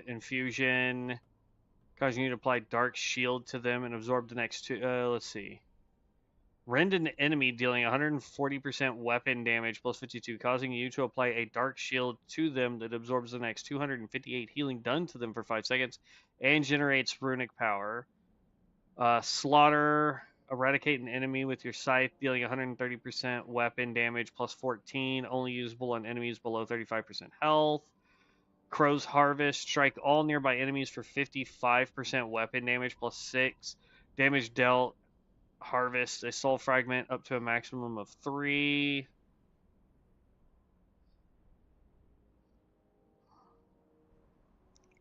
Increases the damage of Reap and Murder by 7. Increases the duration of Soul Rend by 10 seconds. Increases the amount of armor Soul Rend causes you to ignore by 10%. Damage dealt now heals you for 15%. So, like, just passively, we get heals for just doing damage.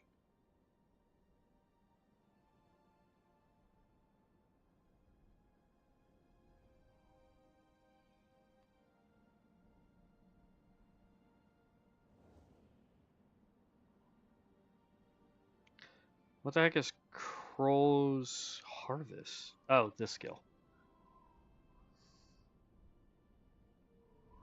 Threat generates an additional soul fragment. Slaughter now has a 20% chance to cast an additional time for free. Budget blood DK. But is it any good? That's the question. Or is soul a good one? While wielding a 2-handed weapon, your damage is increased by 3%. Your auto attacks have an 8% chance to make your next reap guaranteed to critically strike. And we get Death Chaser. So we could either dual wield or stick with our 2-handed weapon going this route.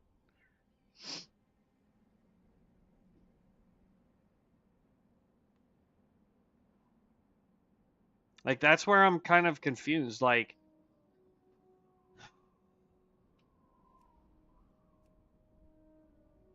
let's try this. Increases the damage of Reap and Murder by 25%. So if we're getting health based on our damage, we want to do more damage. Let's try this instead of the tank real quick.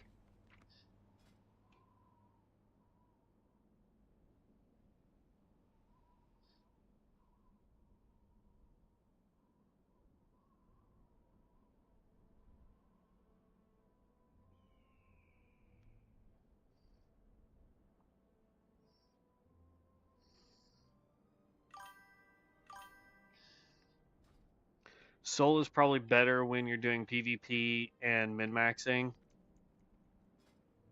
Right, but would it be better? Would it be better as a dual wielder or as a two-hander? Because you can go both routes. Like if we put a point here, you get to keep your two-handed weapon.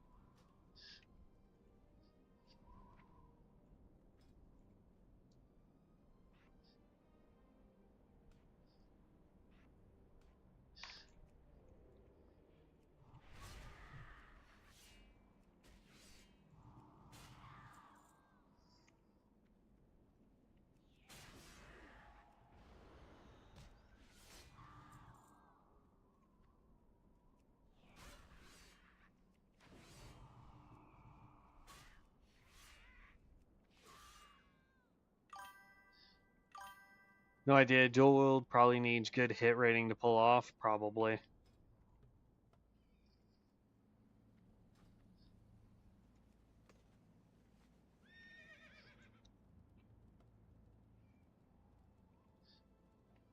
And I see no offhand damage bonuses yet.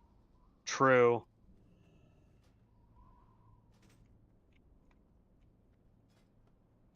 Let's see here. For passives, Soul Rend increases our damage with that. Increases your spell penetration by 20, scaling with your level. And then when we get to level 30, we get reduces the cooldown of Underwalk by 10 seconds. That's pretty big. In addition, Withering Touch will now always apply Ghost Claw to the target. Chill an enemy with the Ghostly Claw, slowing and stealing 50% of their movement speed for 8 seconds. That would be pretty good. Offhand weapon, let's see. Soul Forged Weaponry increases offhand weapon damage by 25%, while dual wielding your auto attacks now have 8% chance to make your next murder free of cost. Requires one-handed melee weapons for Dirge. Question is, if I put a point in here, does it change any of these? Weapons dealing 70%, 130 if it's a dagger equipped. Weapon damage, a shadow frost damage with each, and generates runic power. So, yeah, it looks like you could do Ghast, but everything else is built for dual wield. Imbue your weapon with ghostly power for 15 seconds, causing melee attacks to deal 25% additional damage as frost damage. Your Wither Blade now deals double damage to enemies affected by Soul Rend.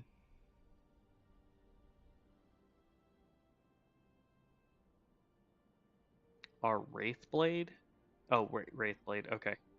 Yeah, so if you go this route, it looks like you would want to go dual wield.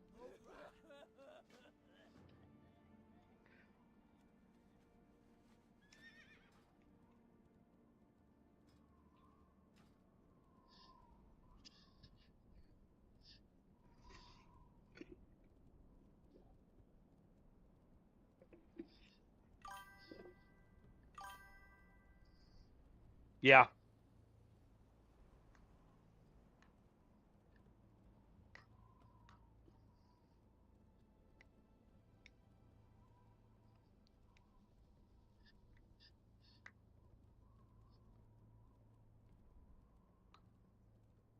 I wish I knew what I did. Like, I feel like my finger, like the second knuckle right here, it feels like it's, I don't know.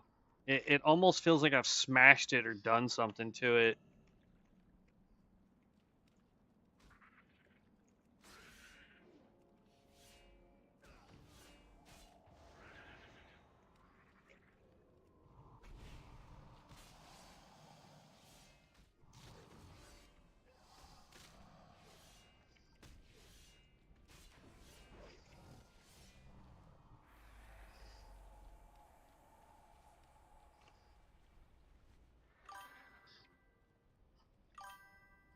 No sustain, gotta keep procs and stacks up just to do good rotation. Yeah.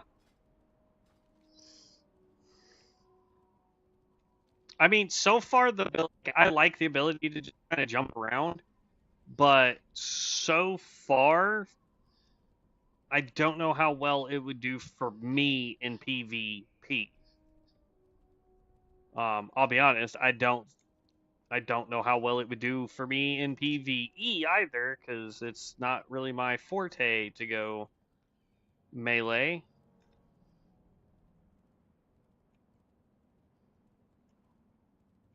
I thought about going Barb, but everybody says the best one to do is the support role for Barbarian. So I don't know.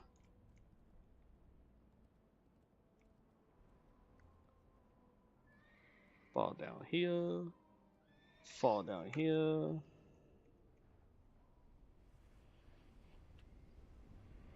Throw that over there.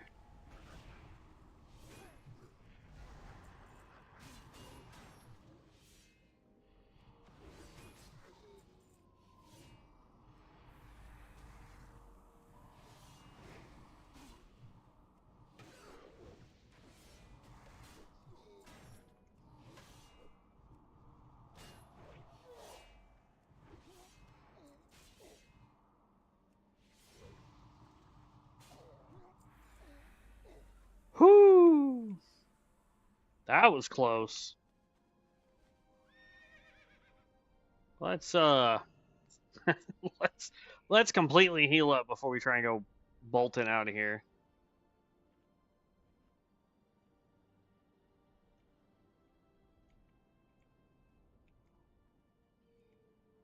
Bah, he can have those. That right there almost proves my point, though, that people are doing professions. Your rune master would have died there. Oh yeah, no, 1,000%. 1,000%. And I guarantee you, if we had gone tank form, we would have still died there because we didn't have enough stuff to give us life back. This spec allows us to do damage and get health back. So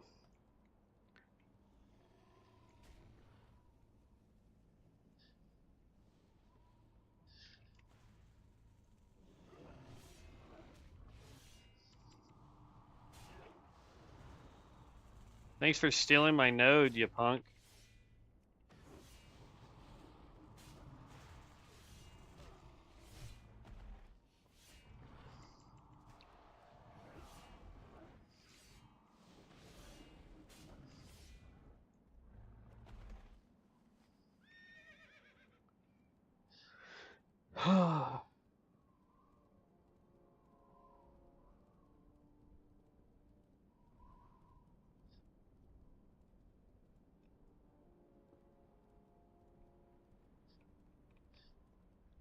On the plus side, he dragged everything out of here for us, so I'm okay with that.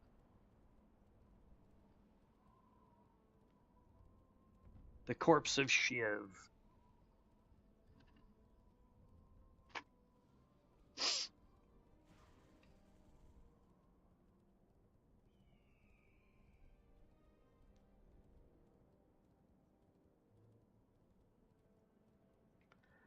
Okay, so we go turn that in. We go run up there and turn that in.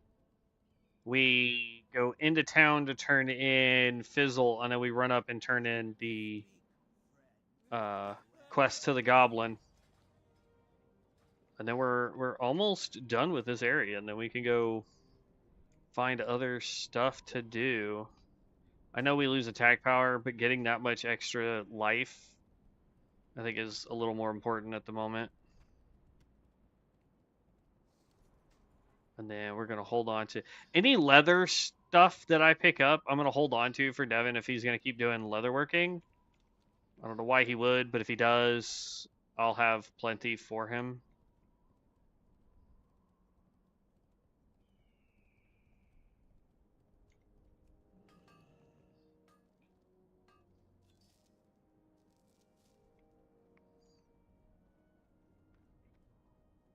Ooh.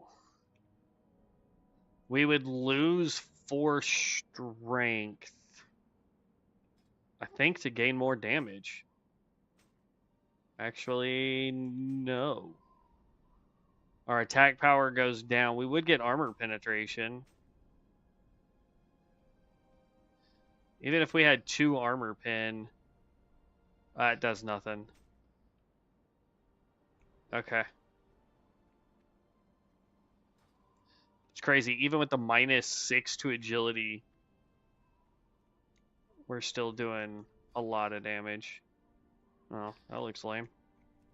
The portrait here looks cooler than the one that they have for the actual item. That one looks okay.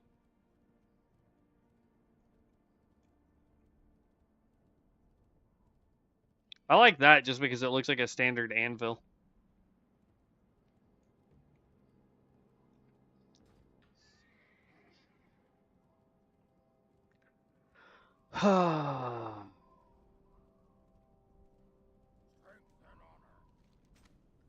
Man, they got Dev being super busy today. Shoot. He's usually able to get on by now.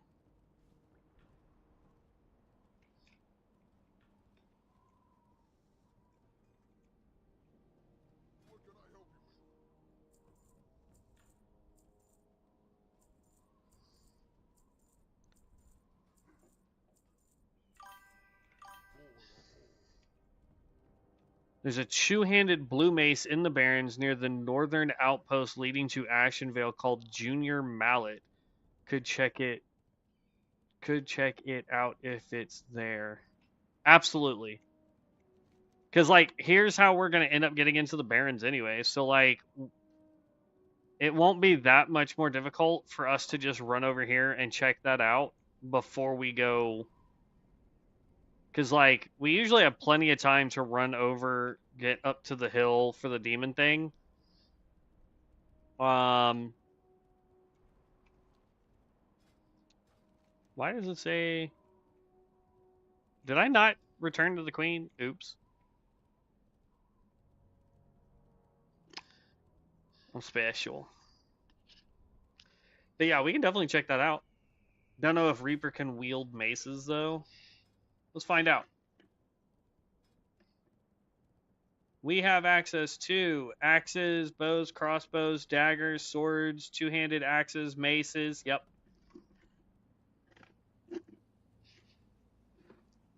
It just doesn't look like we can do one-handed maces.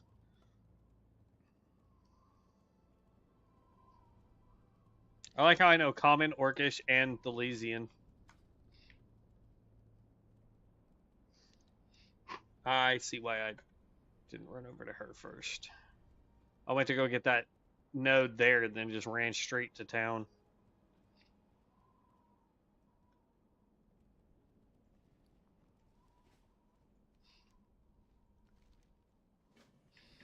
Got it. All right. There's a node right there. We'll go ahead and go pick it up.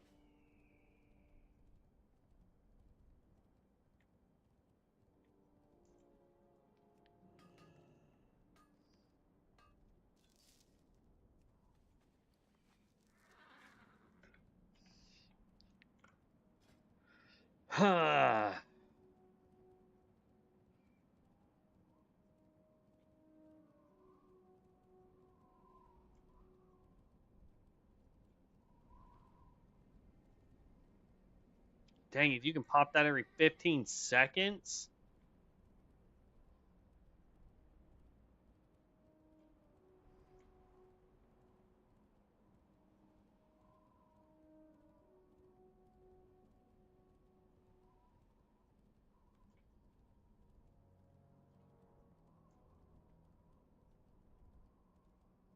Two tormented souls. That's this right here. Nope, that's reaped soul.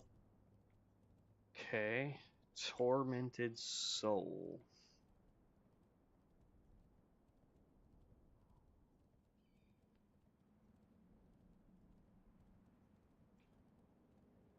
No idea. Hey, how you doing? Keep it real. I like how it says I leveled up. Like he did. It was like, you leveled, but hold up. And like here's. Oh no, okay, so we didn't level. We got friendly with Ratchet. That's what it was. Okay. Ooh, silver ore? Yeah, we'll hold on to that too. We need 91 XP. Here it is, right too. Boop. Didn't get anything good out of it. Got some light leather for Dev.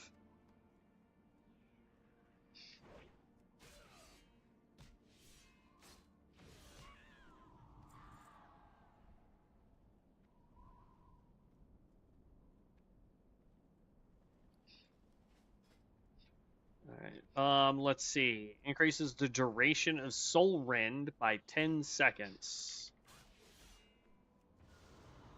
Soul Rend. Tormented Souls. Soul Capture.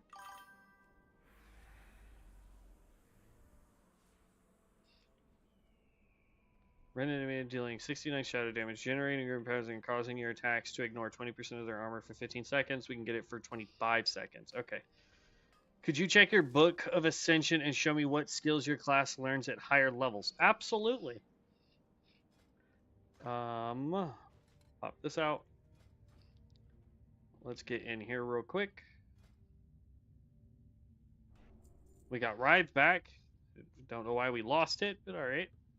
And then we just go here, unavailable.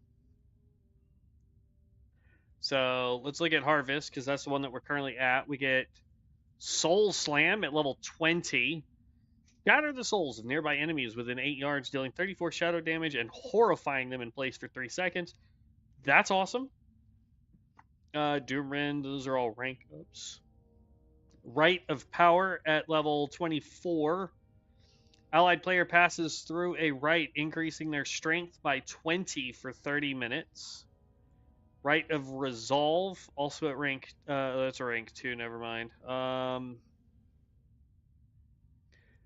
Level 60, we get Greater Rite of Power and Greater Rite of Resolve, so it jumps up to 54 strength or 54 stamina, depending on which way we want to go with that.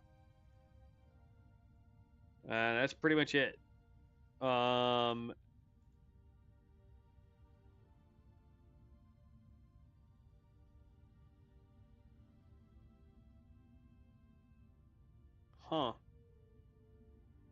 There's rank 2, which means that rank 1 is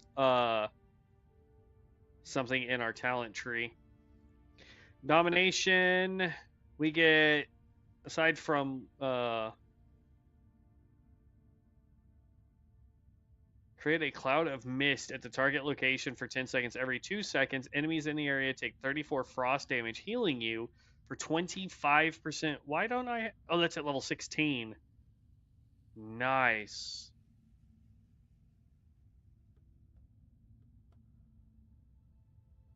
Okay. Reliquary of the Lost. Stored reap souls in your weapon and transform their energy into soul bolts. Soul bolts launch forward over 5 seconds, each dealing 1 to 0% weapon damage, plus 171 Shadow Frost damage to enemies in a line. Additionally, scaling with your attack power, consumed reap souls, and soul infusion. Requiem. Swing at enemies around you in a fury of souls, dealing 131 further, reducing their melee. Okay. Here's a rank 1. Rite of Perseverance, increasing their resistance by 10. Then you have Greater.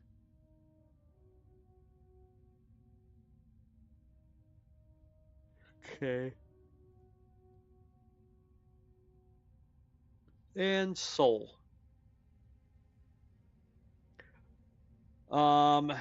Death Chaser. That's our primary ability. Ghost Claw. Chill an enemy with a ghostly claw, slowing and stealing 50% of their movement speed for 8 seconds. Whenever you kill an enemy, this cooldown of this ability is reset. Ghost Form. Shift into a ghostly form, gaining 60% increased movement speed, slowing your falling speed, and allowing you to walk on water, not usable in combat or indoors. We get Death Stalker. Mark an enemy target and increasing your speed by 40% while within 20 yards of them for 15 seconds. Dealing damage will break the effect.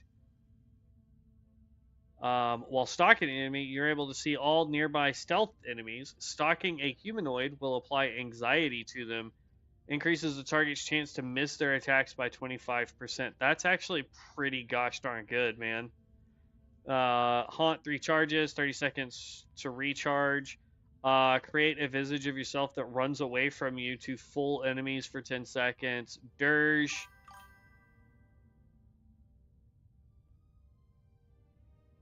Yeah. Ghost form can catch all ranged classes so easily. Yeah. It sounds like it. Sounds like there's some pretty dope skills that come up once we get around level 20.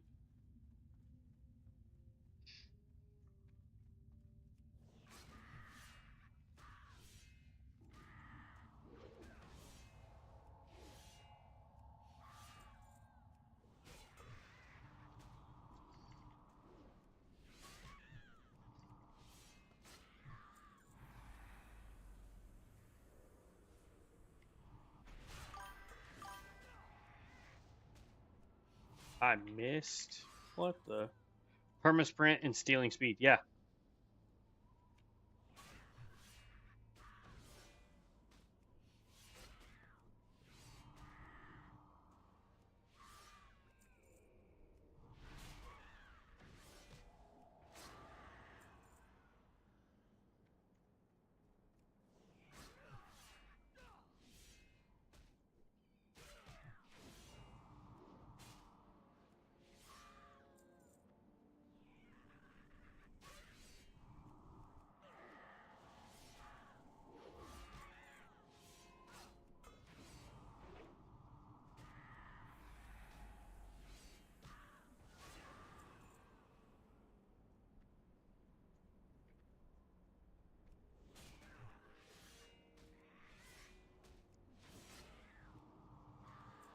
Starting to feel more like a warrior with a charge than a shadowy assassin style.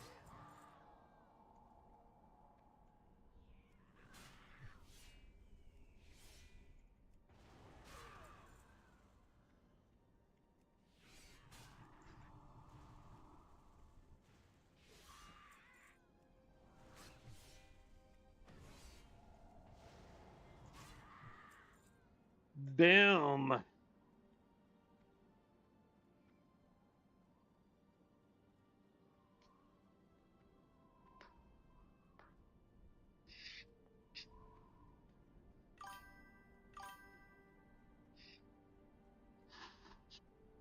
Meanwhile, Templar has no ability and only can charge 2 allies. Yeah.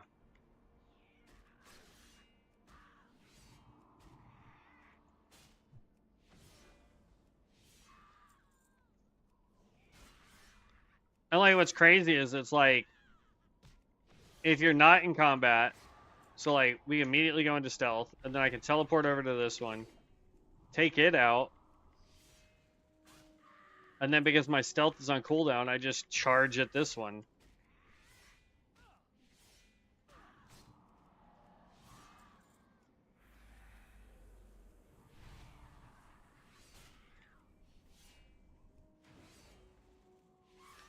Now we just need to get a better weapon. I just need 2 more of the yellow ones, and we're good.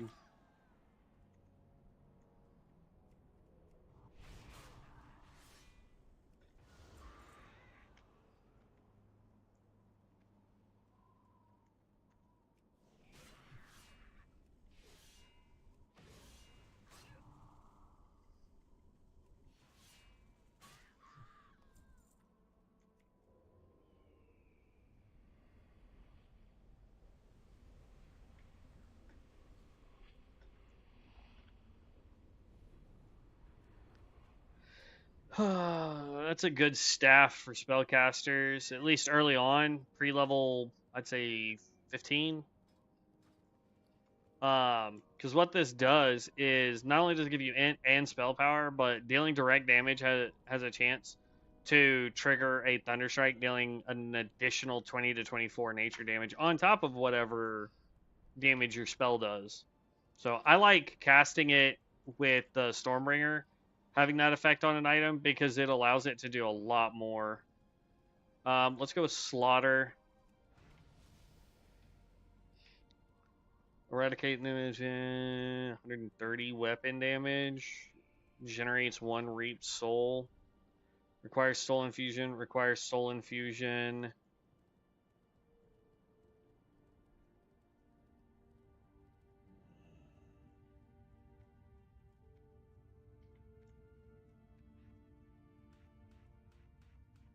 There.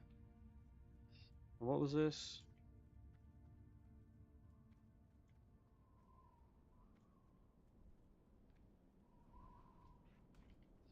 Why not? That can go there.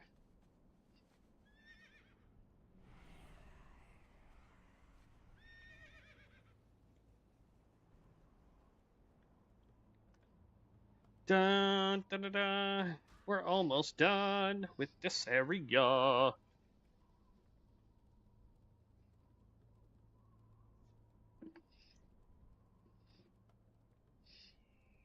It is 1:30.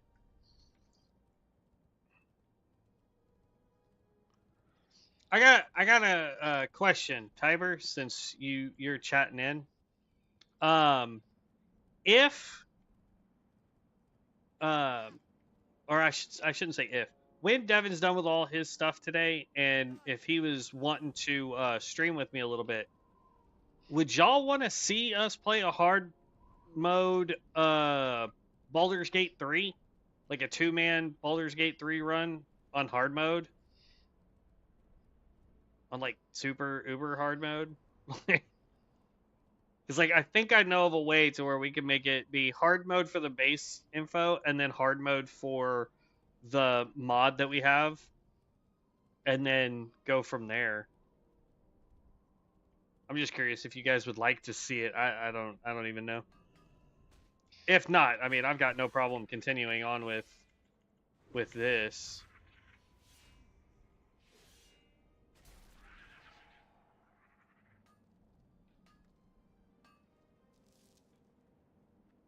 So this and this requires the purple glaive to be up.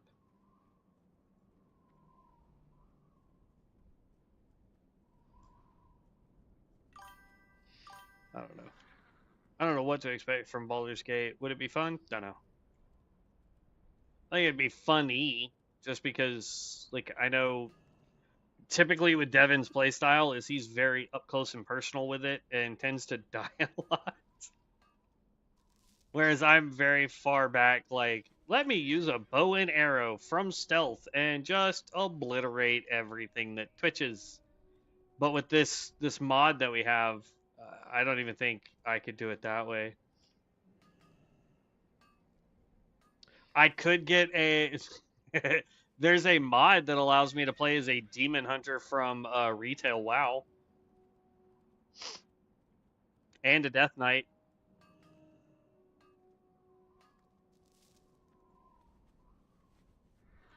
I think Devin would like that one, the Death Knight mod, because it gives you Frost, Blood, and Unholy.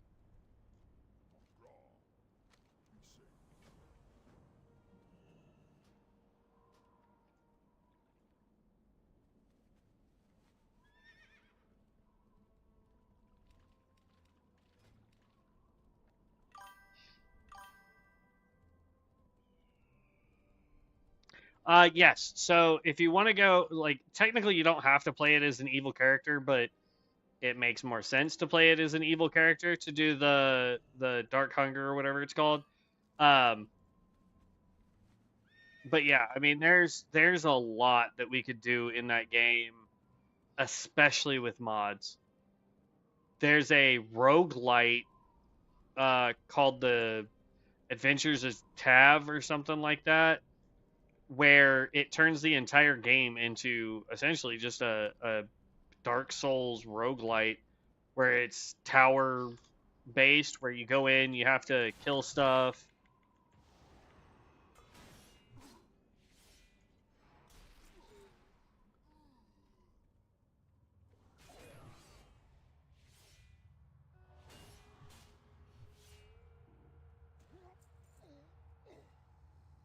Dang it.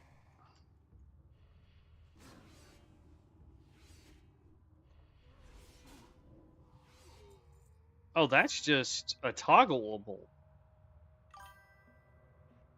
Got it. Okay. But it's still turn-based. The roguelite, yes. And as you progress, you get more and more difficult minions to spawn. You get more minions to spawn. Like, I've messed with it. It's really good. You start off by yourself because you don't have access to minions. I think we can get it to where 2 people play.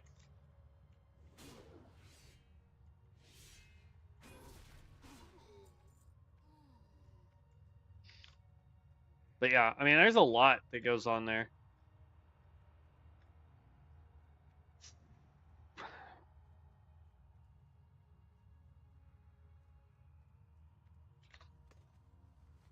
I don't know. I was just curious because I know we were having a blast playing it last night. And I think I know of a way to where we would have to restart, but I think I know of a way to make it even more difficult to where we're not just, even at level 20, obliterating everything in our path.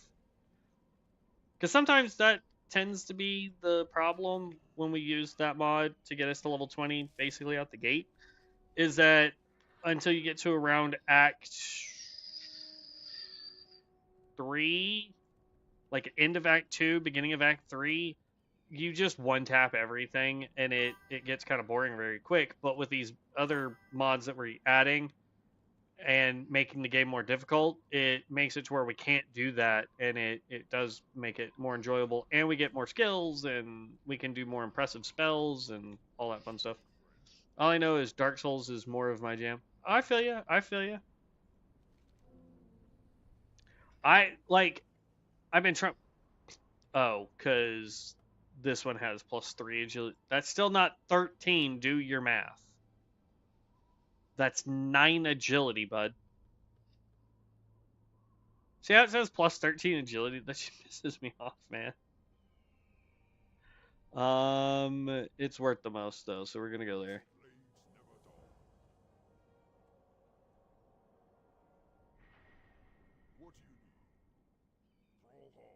Come on.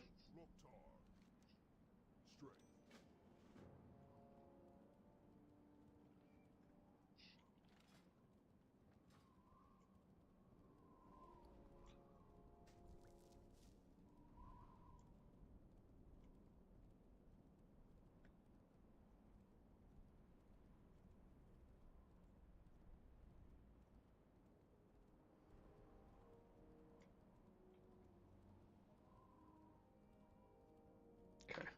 Rest of that is sellable. I mean, if Devin had Dark Souls 3 and the Convergence mod, I would 100% love to do some Convergence too. At this point, though, he would need to re-download Elden Ring and the Convergence mod for Elden Ring, and we could run that one. Because I have Convergence for Elden Ring back again. And then, like, the problem, though, with the Elden Ring Convergence mod is I would have to, there's 2 classes I would have to be able to, or there's one self-made build that I did that I'd have to be like, I can't do that one.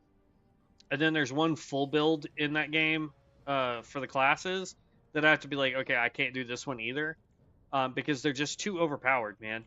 I made one when I did my first Convergence run through. I made a class that I called the Curse God because I got enough stat points put everywhere to where I could run all of the debuffs from all the different spellcasting classes, and I could throw it on a boss and just be like da, da, da, da, da, da, and you would just watch their health melt.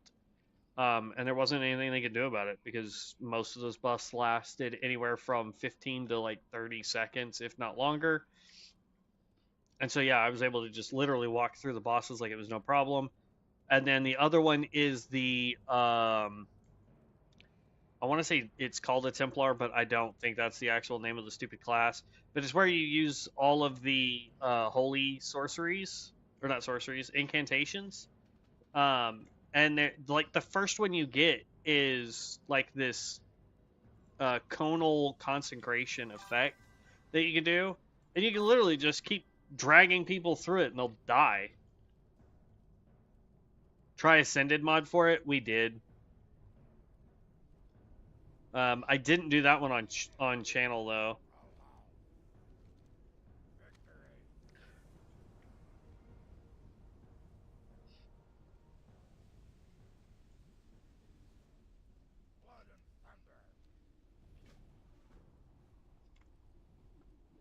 Ascended is pretty rough, but it's built to be that way too.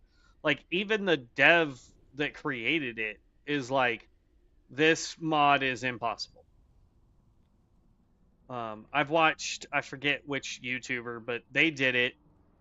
And when they played it, that was their consensus too. Is like, hey, this mod is designed to piss you off. Like the bosses are more aggressive. They have bigger swings. They have different timings. I mean, just like everything about the mod is designed to really, really piss somebody off. And then uh,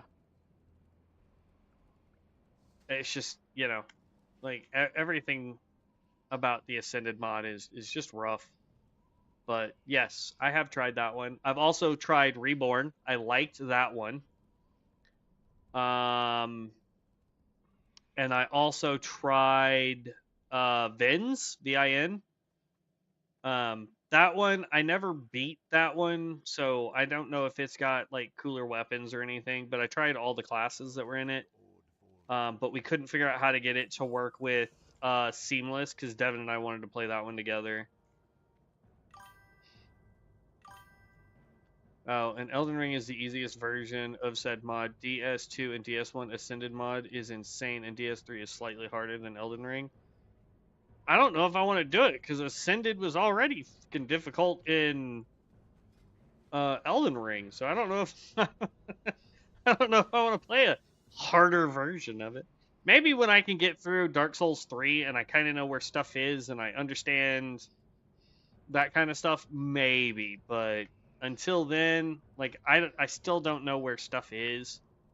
Like I said, I've only taken out 2 bosses. I'm enjoying the game, but it's not something that I really.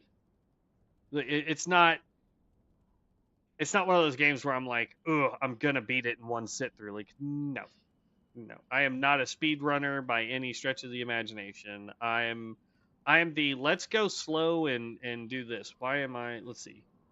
We want to go. I've already collected the quests, so we need to hearth back to Razor Hill. There are guides for stuff and wikis, but yeah, doing it blind is kind of fun too. Yeah, well, like that's what I was saying earlier too. Is like I played Elden Ring. I got it first because everybody's like, hey, you really should try Elden Ring. It's a fantastic game. It's yada yada yada yada yada. And I'm like, all right, cool. I will give it a shot, right? And then they're like, oh, but it's a Dark Souls. And I was like, ah, gross. I played like Dark Souls 2, I think, on PlayStation. And I was like, that game is rough, man. Like, why would I want to play this? That's terrible. Da, da, da, da. And they're like, no, no, no, no. It's like the easy version of Dark Souls. I was like, all right, cool, whatever. Then I just ended up dying because I thought this is how much of a noob I was when I first started. When you first go through the cave, like I cleared the cave and in the tutorial stuff, no problem. I even beat the hardest boss, the Soldier of Godric, with quite ease. And I was like, oh, this game is going to be phenomenal and easy and a walk in the park, you know? And so I go and you open up and you go out and you talk to Vare and everything looks majestic and nice. And you see that dude on the horse walking around. I'm like, I'm going to go mess that dude up. He must be the first boss because he's ginormous, you know? And then I proceeded for an hour and a half to get absolutely owned by horse guy. And I'm like, man, I can't even make it past the first boss. I can't do. And so then I quit playing it for like 2 weeks. And one day I was just like, you know what? I wonder if somebody has like a playthrough or something that I can just watch to kind of see like what I'm doing wrong. And sure enough, I went and I looked at it and watched Fighting Cowboy play, and I was like, oh, I see what I is doing wrong. And of course, his playthrough was done before they made a lot of the updates and changes that my version had. So there are like some skips that he did that I couldn't do at all because they fixed it. And then they also fixed um, the what is it, the Horfrost Stomp, where you hit the ground and it shoots out the ice wave. I wasn't able to do that one at all either because they fixed the stun effect that it had. I mean, it still had a stun effect, but it was drastically reduced.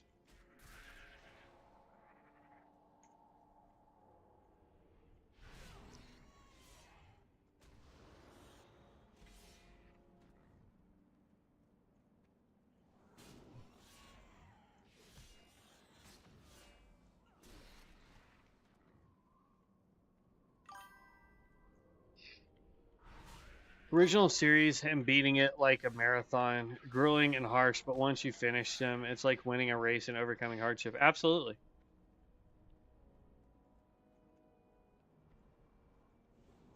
But yeah, whether it's Elden Ring playing with Devin or DS3 playing with Devin, like I really enjoy games that I can play with my friends. It's I grew up in an era where a lot of video games were same couch co-op, and so I still kind of have that mentality for the most part.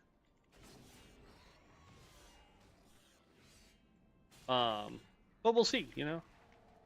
I was just curious because I know Devin was enjoying getting back into Baldur's Gate, so I was just curious if you guys would actually enjoy watching us tackle Baldur's Gate 3.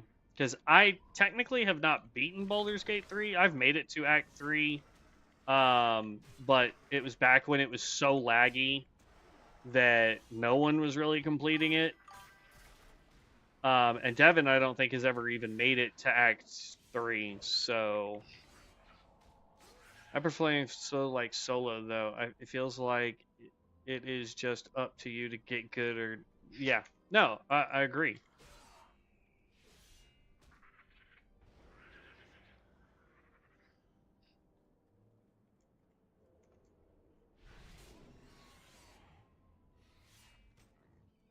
Look at all these lovely corpses I'm leaving behind for someone who happens to be a skinner to just run by and get.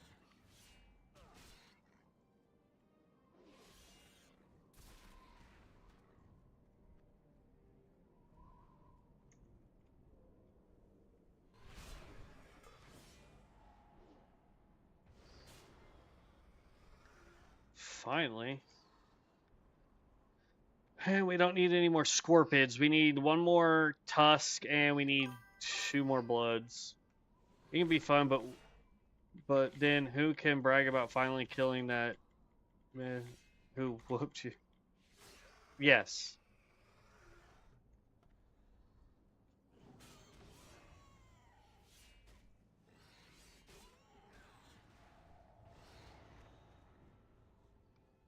I think for me, the more fun part of all that is when I go watch speedrunners on certain games that I've played that are especially like single player games, and then watching them absolutely destroy a game that I spent 200-300 hours in playing, doing different builds or trying different things, and then watching them beat it in like 4 minutes. It's like, bruh.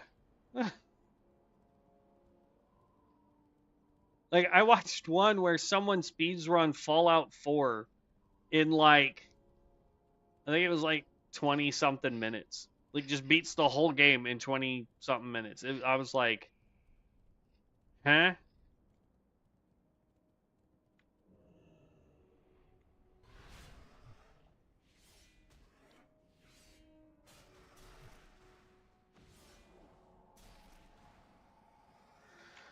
Oh, quest done.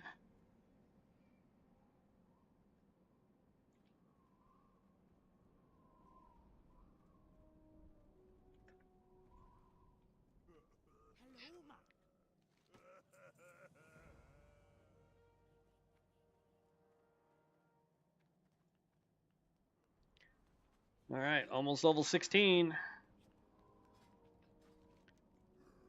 So I think what I'm going to do is I'm going to turn in these quests, but before we actually...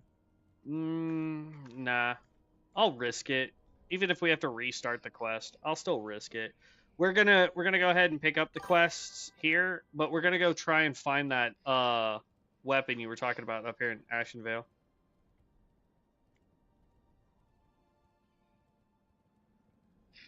Yeah. I like watching their I don't know if the channel is still up. Because I haven't seen any posts from them in a good hot minute, but there was a deal where like they would get devs from different games to come in and they'd be like, hey, you know, you guys said that in order for someone to beat your game, it would take, 80 plus hours if they do just the, storyline. Here's a speedrunner beating your game in 35 minutes, and like it's just slowly watching someone's like facial expressions get more and more defeated. You know what I mean? Like it's just insane watching these guys be like, "Oh yeah, yeah, no, our stuff is so good." It's and then, terrible. Soul harvester after killing a gain 2 renew. No. I'd rather just go this route here. That's a good one whether you're a tank or not. You stack armor and you get more attack power. Move with spectral agility, gain 50% increased movement speed for 5 seconds, stacking 2 times. Remove all movement and parry effects usable while stealth.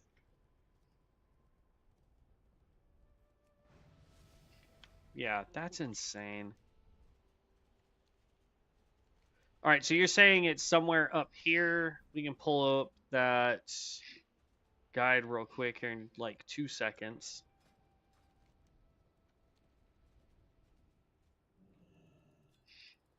All right, let's get that pulled up real quick.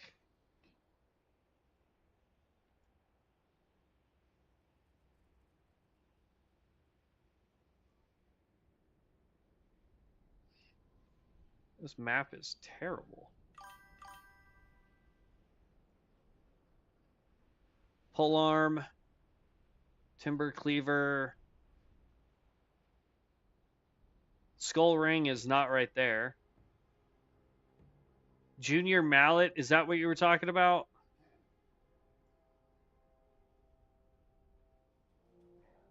And it looks like it's on the road.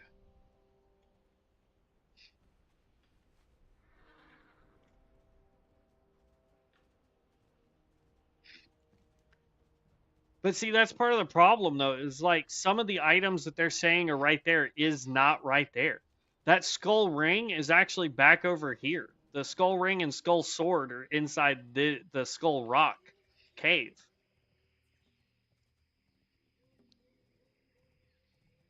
Unless it can be right there and I always pick it up out of that cave, so I never see it over here. But yeah, somewhere over here it says that we'll find that hammer. So we'll see.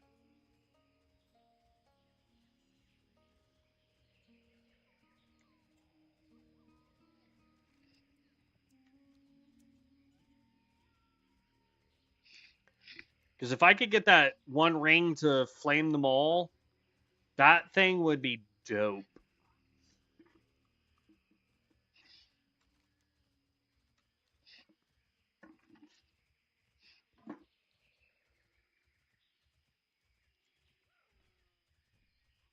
Oops.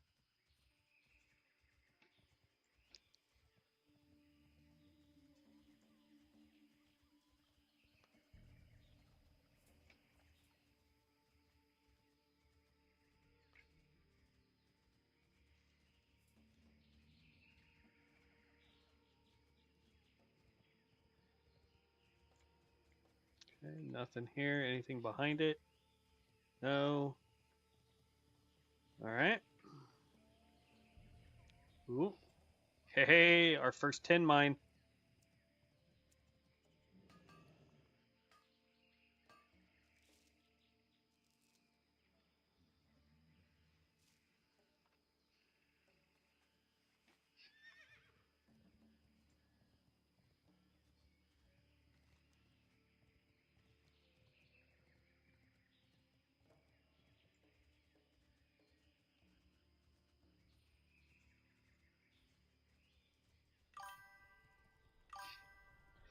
Who knows if all brands are here yet? They should be.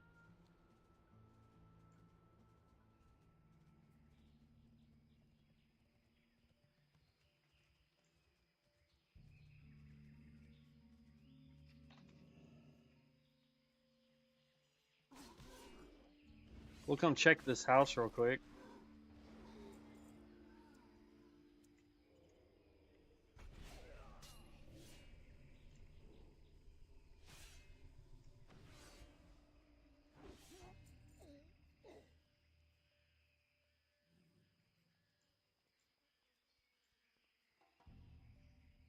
Okay, nothing there.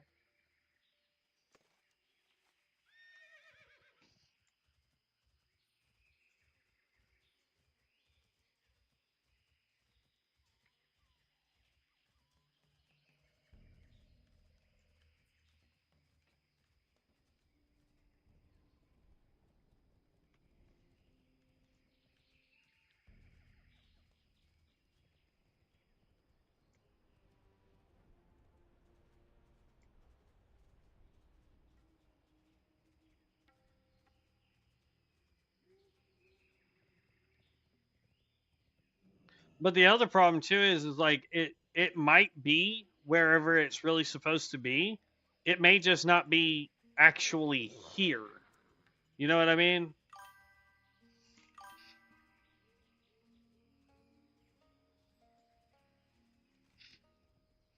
I know that there's a sword up over that way.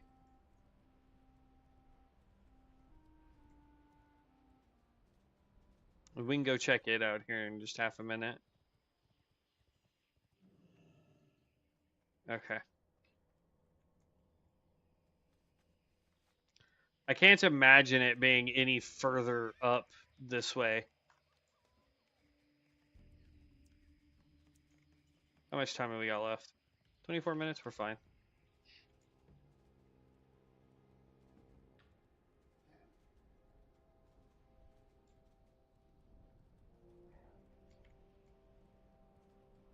What the actual...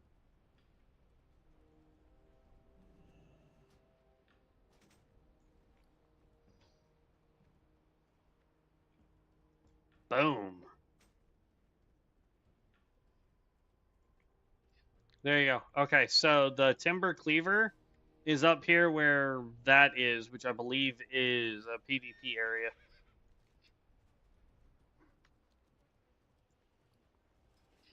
And that got us... Oh, Lord. Okay. Well, it's not that bad of an axe look. It's not my favorite, but it's not bad. But we jumped up to 68 to 90 damage versus 56. So we jumped up 12 points on minimum and 22 points on top end. So now we just need to get up here and take all that stuff out.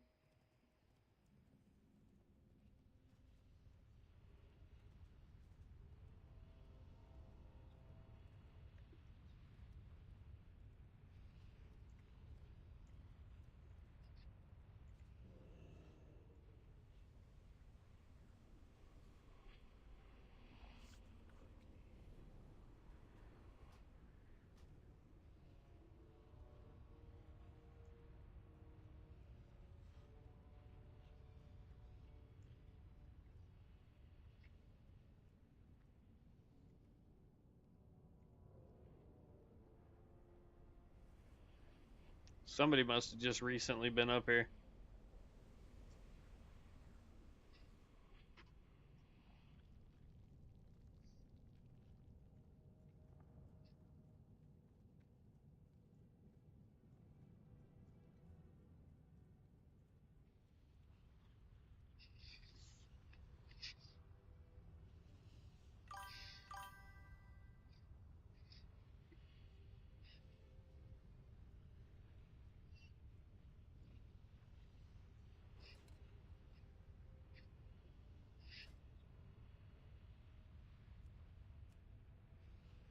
So we're getting rank 1 of Death Wind, and we're getting rank 3 of Reap. So generates 1 reaped soul for 30 runic power. Okay.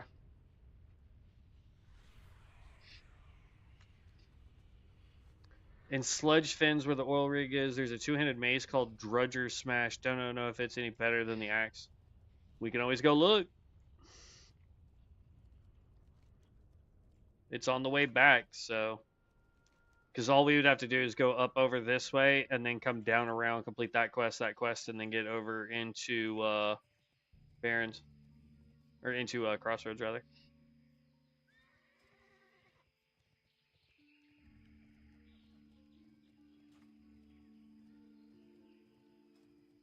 Ideally, for PvP, what we would want is armor pen, hit rating, and attack speed.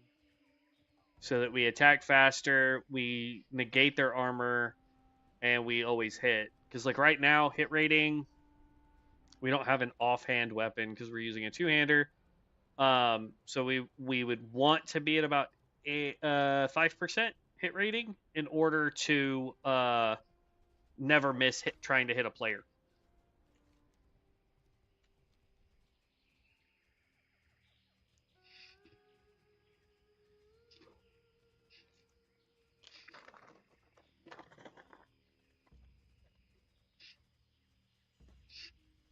I'm probably going to need to take a lunch break here in a minute.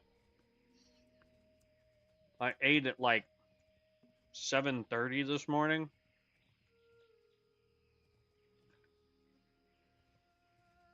Because I had to go get my car taken care of. So I'm a little hungry right now. Because it's almost 2 o'clock in the afternoon.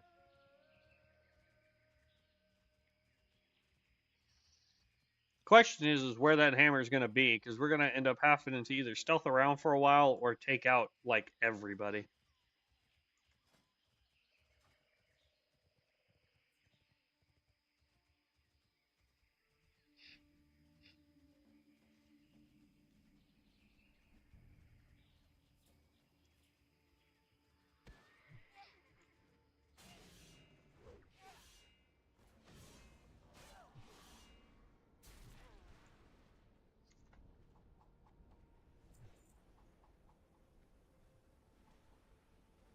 Oh, wow. That's got to be, like, point blank. Okay, we'll have to make a macro for that. Got some quests over here, too. Don't know if I want to do them.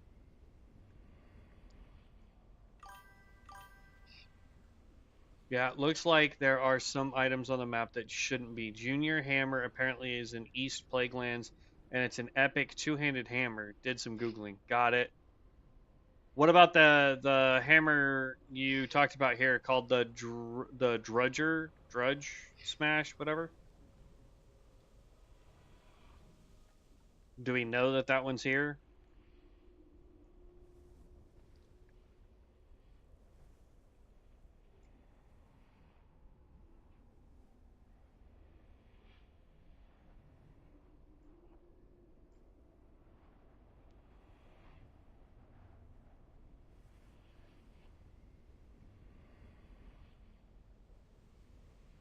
Yep, it's right there.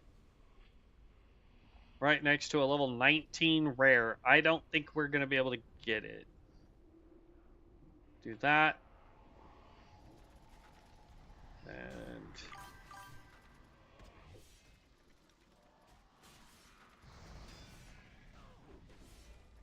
oh, heck no, we're dead.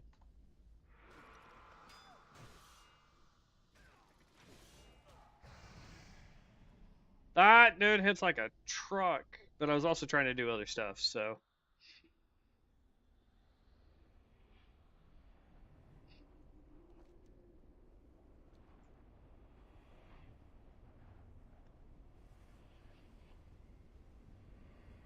Hmm.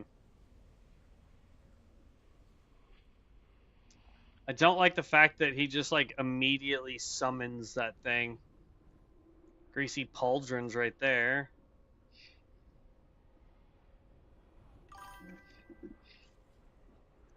Yeah.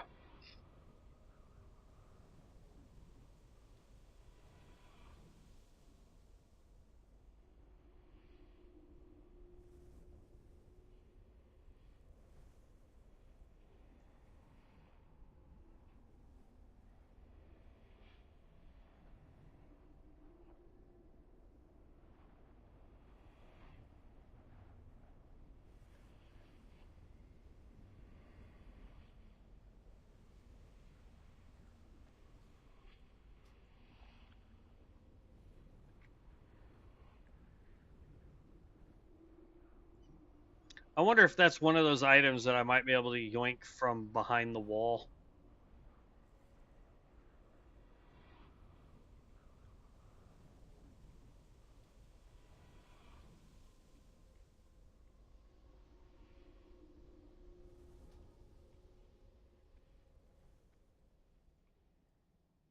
Because sometimes if you get just the right angle, you can like steal stuff from behind walls. But it doesn't look like this is going to be one of those items.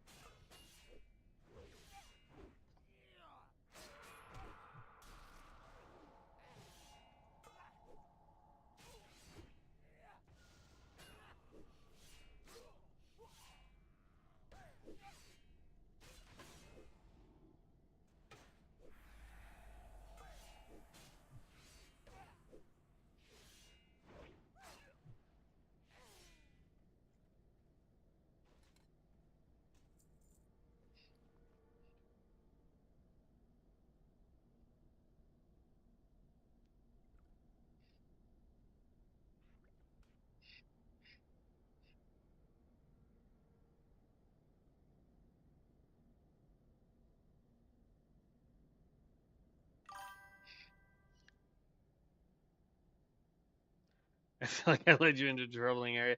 No, you're good, man.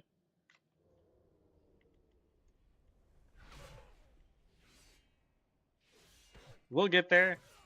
I'll give it one more shot, and then we're probably going to take a lunch break. But let's go / macro. Create a new one. Actually, first I need to copy this. Now create a new one. Here. Missed.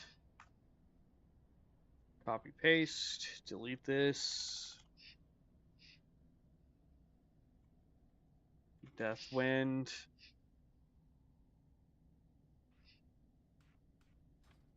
There. Then I can keep that right there, and we should be golden. All right.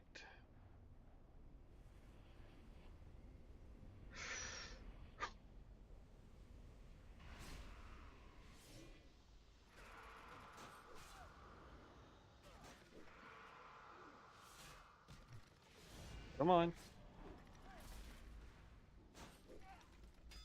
Come on, get the last hit. Thank you.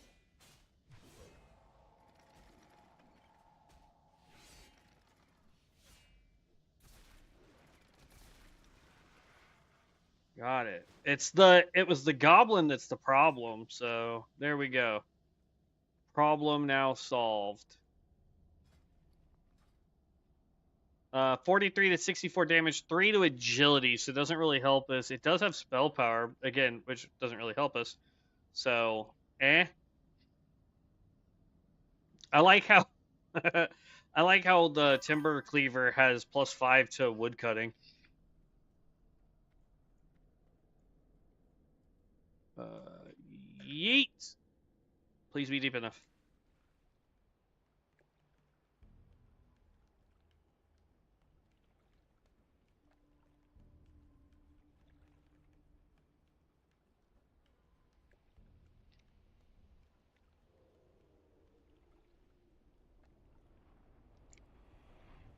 But hey, we got it, so that's all that matters, right?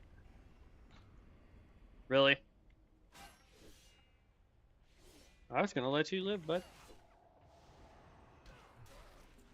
Oh, and then you want some?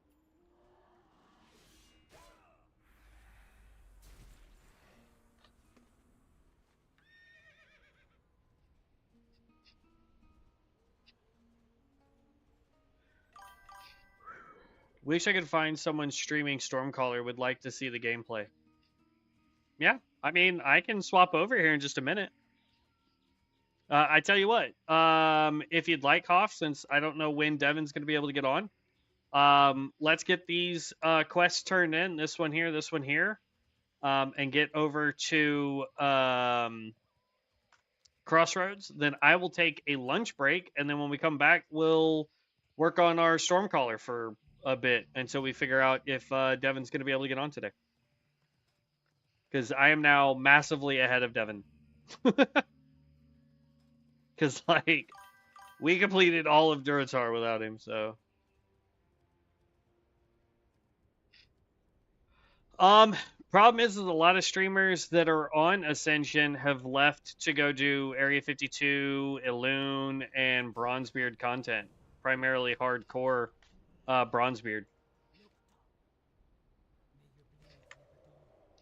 And all we need to do for this one is get it up to 50% damage done. Hopefully we don't have it glitched again like it was the other day.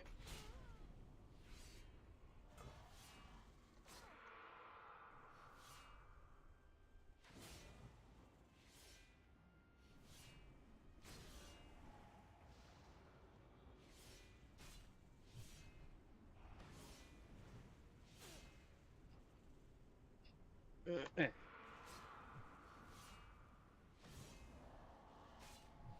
There it is. I had to do this quest like twice the other day because it wouldn't give it to me.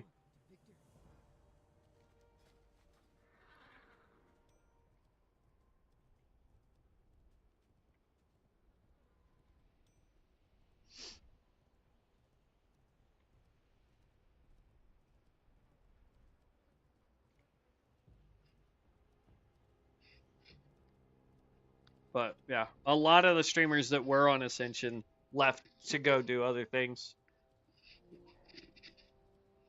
I mean, even I left for a little while and went and did Bronzebeard. So, which, just out of curiosity, Hop, which spec do you feel like you're going to be doing for the Stormbringer? I mean, for PvP, I see a lot of lightning builds. For PvE, dungeons specifically, I see a lot of lightning builds.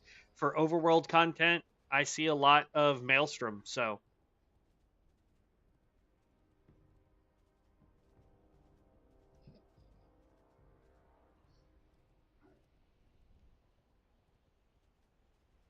yep, yep. They are definitely a buffer. I will say for up to level 25 at least, wind is garbage. Like utter garbage.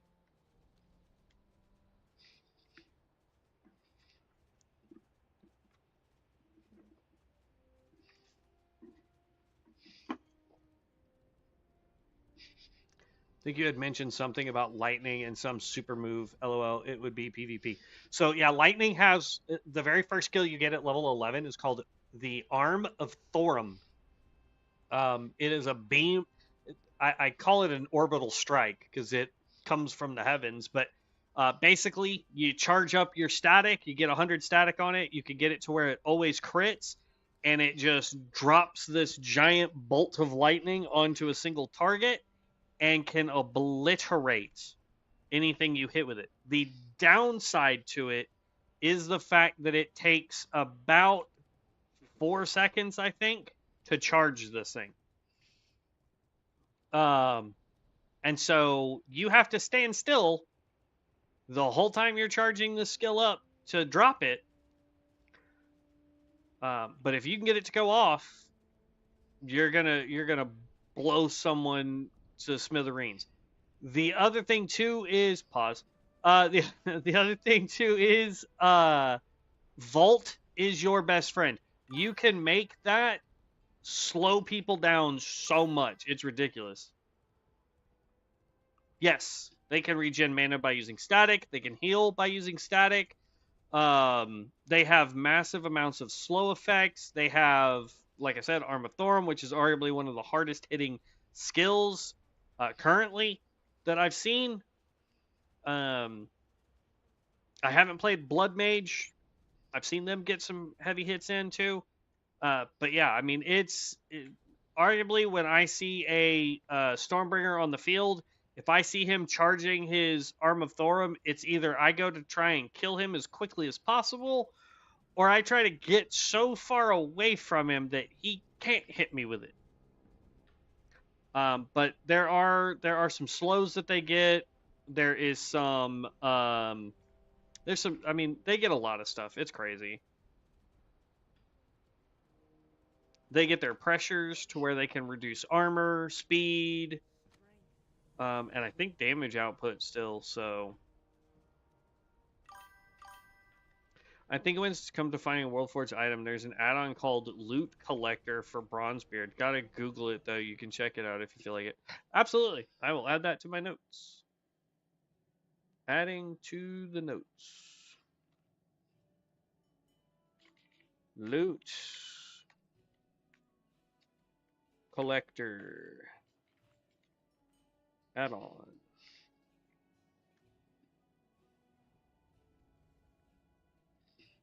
I mean, the real question is like, I take it then that that's not one that is where's it at? Add-ons. I guess it's not here. Loot, remember, loot, drop, Atlas loot, pass loot, pass loot. Okay, so it's not there.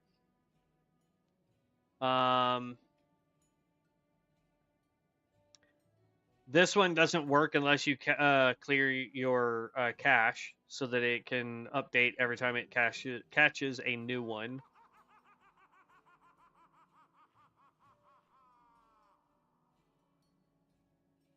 Who has the helmet?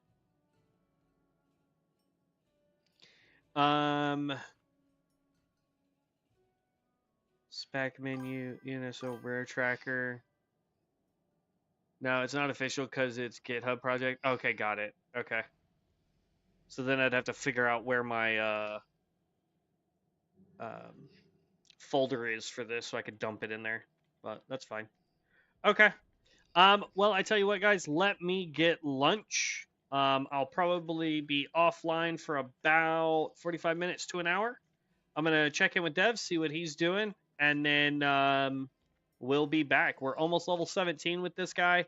We're definitely gonna have to go and help Devin with his character, with his cultist, or whatever he wants to do. I don't know, but we'll definitely figure out what's going on with what he's doing. Like I said, I'll probably be out for about 45 minutes to an hour, and then we will be back. So probably, I'll tell you what, I will shoot to be back at 3 p.m. Central, which gives me about 45 minutes for lunch. So I hope to see you guys when I get back. If Devin's not going to play, we'll continue on with the Reaper. If he is going to play, I'll figure out what he's wanting to do, and then we'll try to team up that way as well. But I will catch you guys in the next one. Stay safe, have fun, and as always, stay legendary, heroes. Peace out.